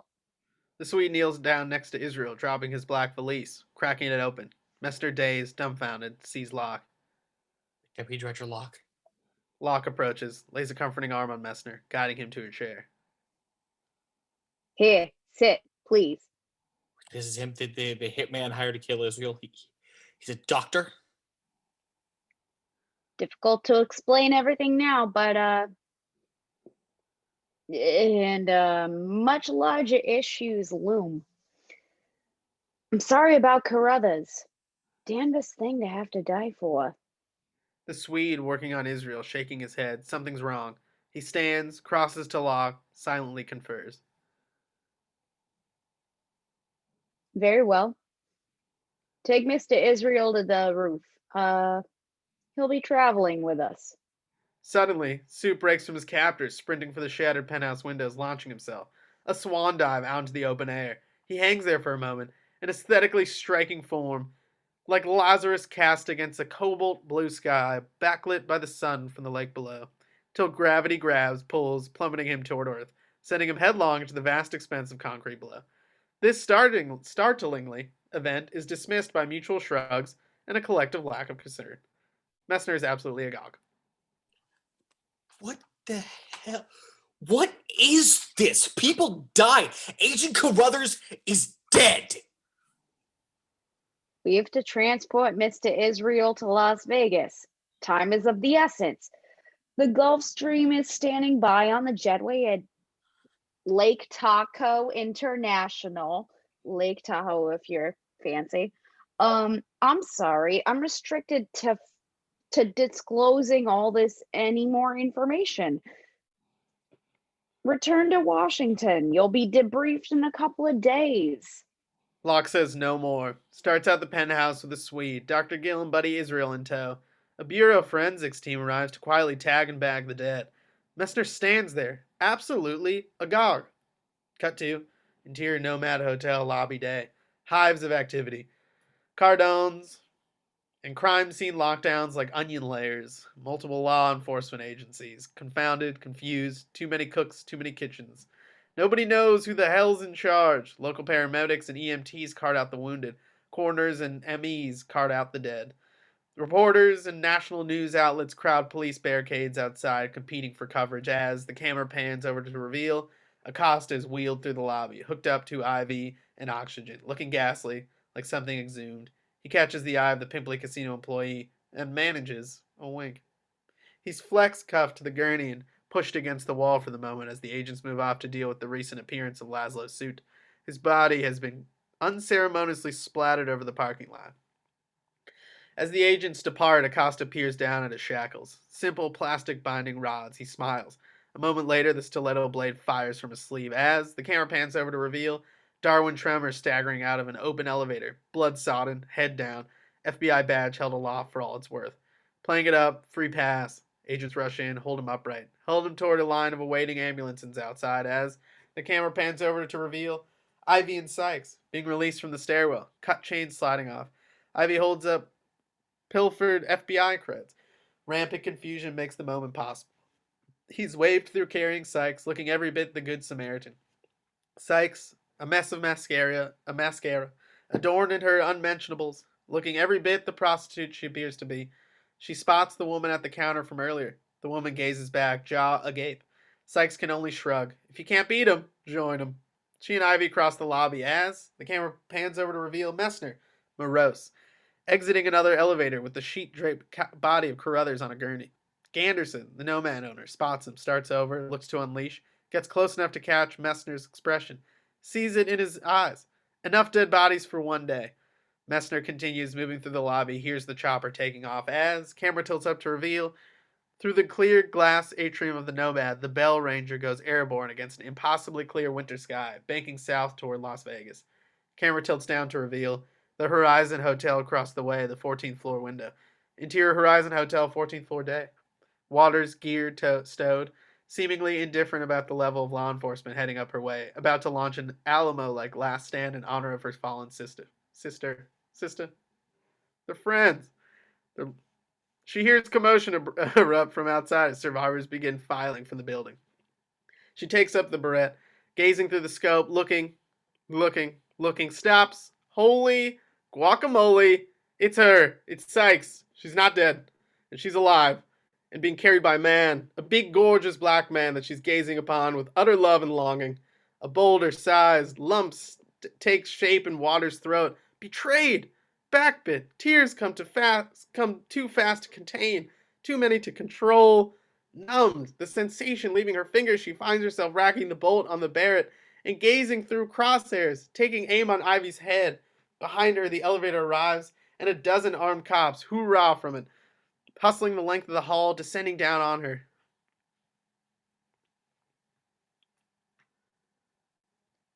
I love you, baby. Boom! Exterior parking structure, Nomad Hotel, same. A gunshot in the distance, followed by shrieks. Darwin Tremor snaps his head around at the sound, moving past platoons of cops and feds now rushing that way. His ID is out, affording him easy egress. He hops the stairs up, top level, Barracuda parked at the rear of the lot. As he approaches, Hey. Darwin glances over at Hollis Elmore, standing there, skin horribly discolored, disease afflicted. He wears a hooded Taurus sweatsuit. Tahoe, it's off to fun we go. Stitched in cursive across the front. He's holding the Colt Python against his hip. That your car? Darwin, a beat. What to do? A hillbilly acumen in overdrive.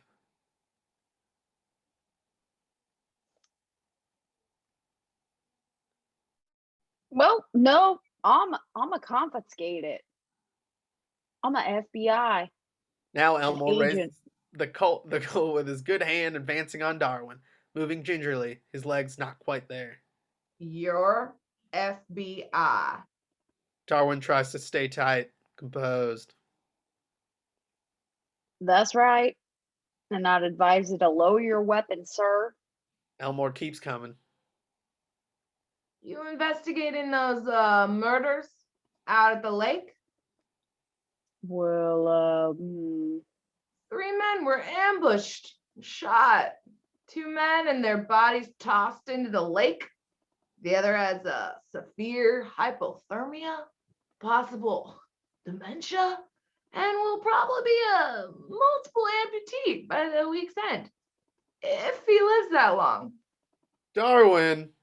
Uh-oh. Well, no, I never even heard about when any. Oops. You ain't. You have any idea how close to death I've been? You understand that I'm dying now, that I've survived bullets and frostbite and raging fever, missing 3 fingers and every fucking imaginable horror in between. Darwin. Speechless. He's done. I'm asking you now, is that your car? You can't even come clean and do me the decency of a straight fucking answer with the fucking state I'm in? Elmore, that Colt looking like a cannon this close to Darwin. Yeah, shit. Well, yeah, the hell you're right. I'm sorry. You shot me and murdered my friends. I did. And And threw us. Yeah, well, I know, bitch. I know. And threw us into the lake. Yeah, pretty much, yeah. Elmore still nodding. And this is your car, isn't it? Uh-huh. But there were more of you. Yeah, my brothers, but they didn't they didn't make it. 2 of them? That's right. I got other brothers though, so I mean that ain't so bad. You were hunting a man named Isreal, weren't you? Your name is Tremor. Darwin gazes up at Elmore. Some fraternal bond forms. I was. It is. That's who you was here for? Isreal? Pause. Elmore nods. Oh shit. All right. My iPad fell over, so I'm gonna need to take a second to get it back together. Okay, right on that. You got it. Well, we both got beat out then, didn't we? Darwin slowly lowering the Colt. Yes, we did. Now give me your car keys and get the fuck out of here. Darwin sifting through his pockets, tossing Elmore the keys. This is fair. Let's let me just grab something. Elmore brings the Colt back up. Darwin hands up. Hold on.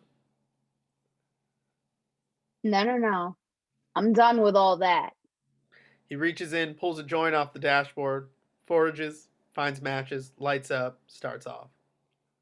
I'm having a props for that shit, but I'm probably gonna talk to your Barracuda and tell you it needs to be tuned.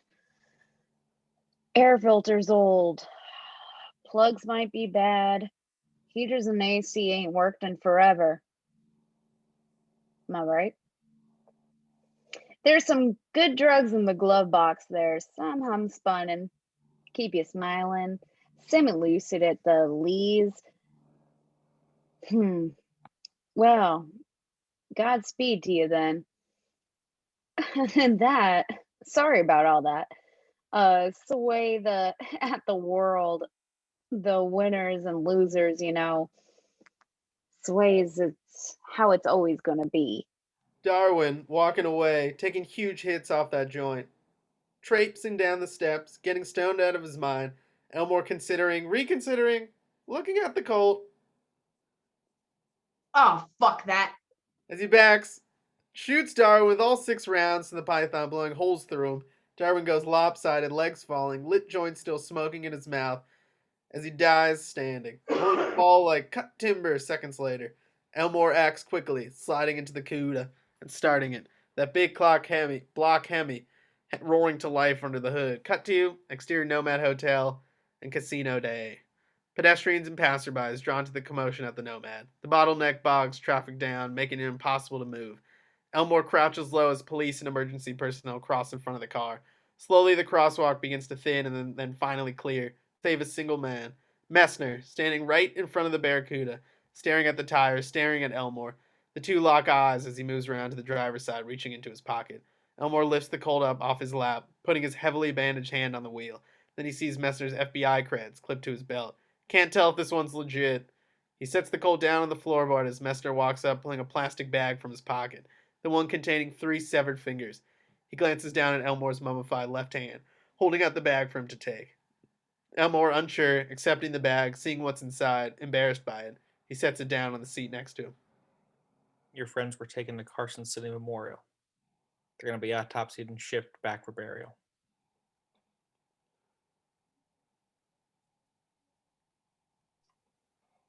I'll take care of it. Messner nodding a beat. Who owned this car? Beat. The ones that killed him. Beat. Messner nods. Where are they now? Elmore looks up at him. What does it matter? I just want to go home, man. I just want to go home and forget this fucking place even exists. Where's that? Home. Las Vegas. Messner a thought. Then You're injured. Let me drive. cut to black. Fade up on. Interior Cedar Sinai, Las Vegas, Nevada day. Messner walks in, cleaned up, pressed suit, no tie. He badges himself past the front desk. An orderly approaches. Are you with the group on the 3rd floor? Messner nods. Very well. You can take the stairwell up. The ICU is at the end of the hall. Cut to Interior Cedar Sinai, 3rd floor day. Messner exits the stairwell. Droves of feds and Justice Department types crowd the 3rd floor hallway, around the ICU. The mood is subdued. The Swede exits a per-op suite, dressed in scrubs and a surgical gown, talking with Dr. Gill, who is also dressed for surgery. Messner searches the hall for a familiar face, finds it. Locke, far end, talking with an aide. For a press release officially, he took his own life. Suicide by hanging. Something of that sort. Basic bullet points. Despondent over the turn of his career he had taken. And, his troubles with the law and histories of substance abuse and so on and so forth. The aide sees Messner approach. Locke follows her eyes, turns. Where's Isreal? What are you doing here? My debrief. Will be handled in. No, we need to handle it now. Locke, angered, handing his clipboard to the aide, taking Messner by the arm, leading him away. You were given instructions to get on that plane and return to Washington. A gun is in Locke's side now, against his ribs. He looks down, stunned. Now it's Messner who's leading him away. You're going to tell me why no call was made to inform us that the Israel situation had been altered. Why I and my friend and partner, whose body is going into a furnace tomorrow, were not sufficiently appraised of the Bureau's movement on this matter. Locke, pale, shook up. I can't discuss. You can and you will. You're finished. Look at my face. You think I don't know that? Speed isn't a hitman, is he? He's a surgeon. Sprouse didn't want Israel's heart for a trophy. He wanted it for a transplant. Why? Smash cut to Interior Cedar Sinai ICU recovery room day. Locke and Messner enter. In an oxygen tent erected on one side of the room sits the shrunken figure of Primo Speranza. On the other, a barely conscious Buddy Isreal. Both men are hooked up to multiple IVs and heart monitors. The father and son. Messner turns back to Locke, mind racing, searching his memory. Sparking to flash cut, the diner, the day before. A paternity suit, just to round out the portfolio. Cut back to scene. Brought against Sparza by Sparaza. She likes to repronunciate some shit. by Isreal's mother, Laverne, who was 19 at the time. They had a brief affair, which Isreal was the byproduct of. Messner turns back, gazing at Isreal and Speranza. Does he know?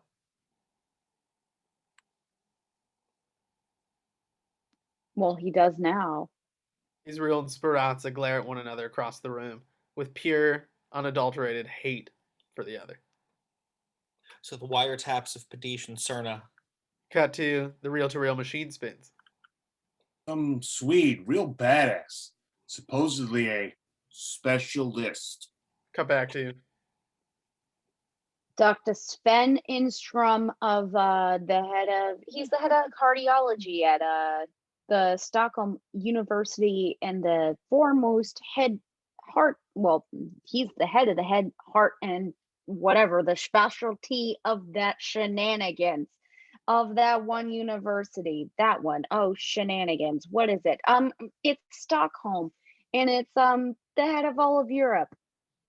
Messner. Words can't begin to describe his dismay.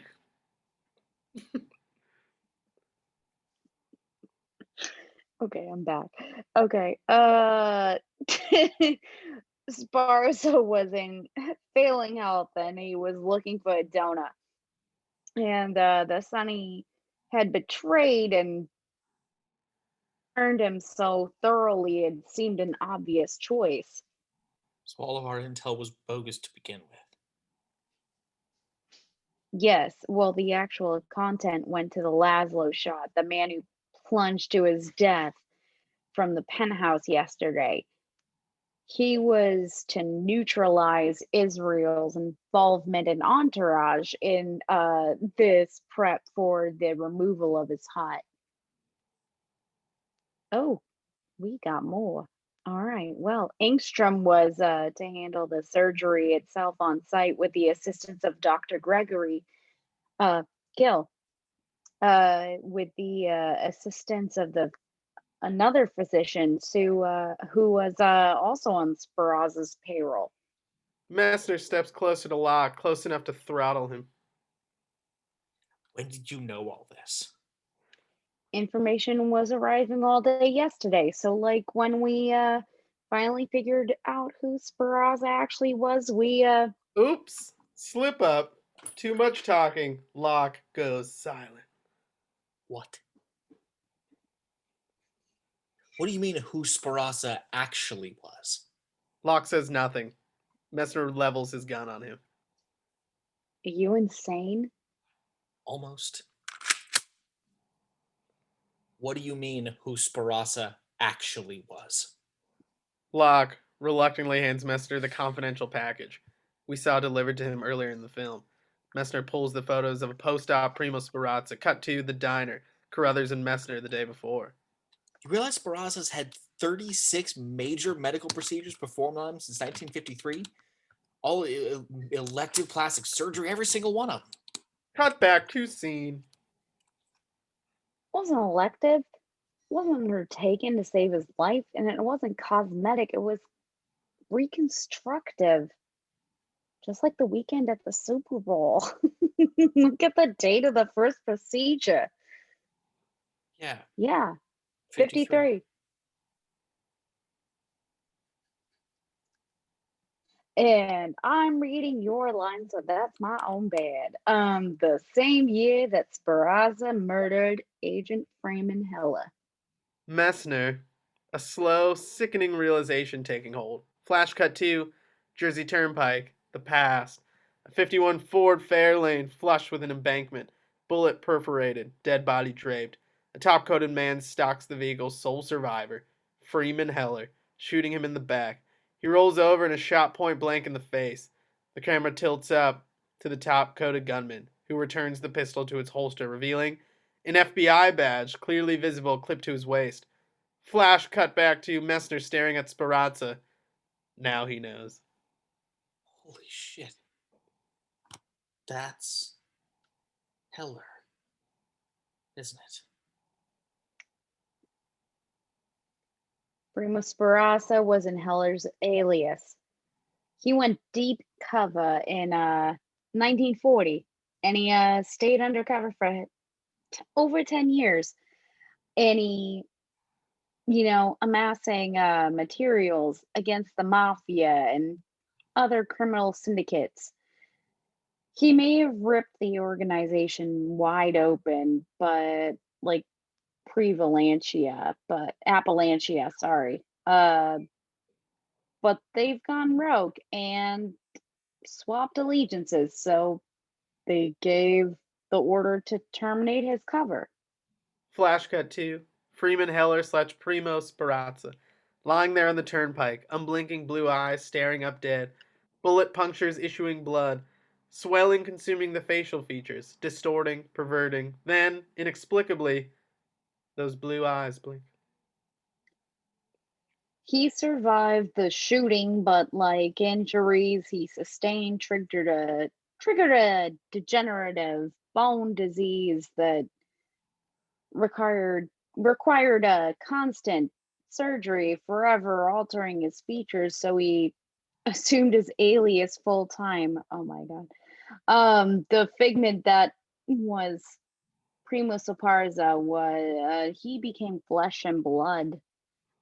Freeman Heller, he was no more. Cut 2. The diner the day before. Heller was buried in agency lore. Cut back to scene. Messner reads in his hands. Head in his hands. The agents of that era are all dead and gone. History had defaulted to, fable until now. So you can imagine the shooketh,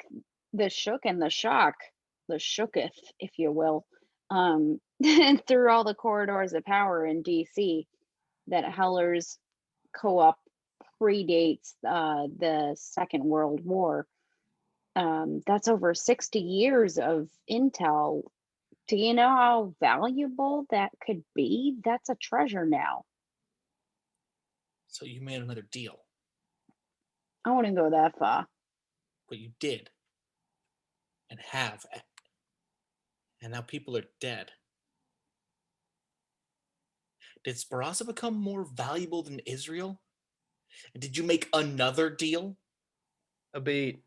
Lock. A reluctant nod.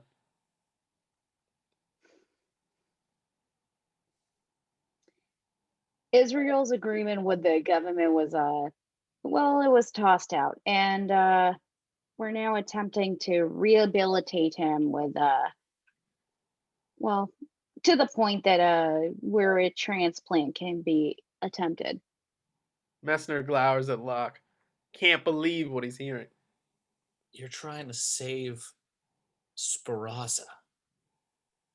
No, we're trying to save Heller. So you knew all this, and yet... Well, Sir, we needed cohesion to move forward, not conjecture. While Carruthers and a dozen others like dying, you debate semantics. The Bureau betrayed us the way they betrayed him. I don't see it like that at all. Messner's head falls into his hands. No, of course you don't. Of course you don't. I give all my belief and the better part of my soul to this Bureau. Look at the monsters you've made. I won't be one of them. Locke, swallowing hard, struggling to assert his authority. I'll overlook what you've done here. Today, in light of what's taken place, you've been fully debriefed. Now, I want you to return to DC immediately and make no further inquiry into this matter. I mean it. It's closed. No. No, it's not. What it lacks is an ending. Locke not getting it as Messner takes aim on the oxygen tent containing Speranza. Locke's eyes inflate. He reaches, grabs, gropes. No! Isreal, the faintest of smiles as... Boom. The end.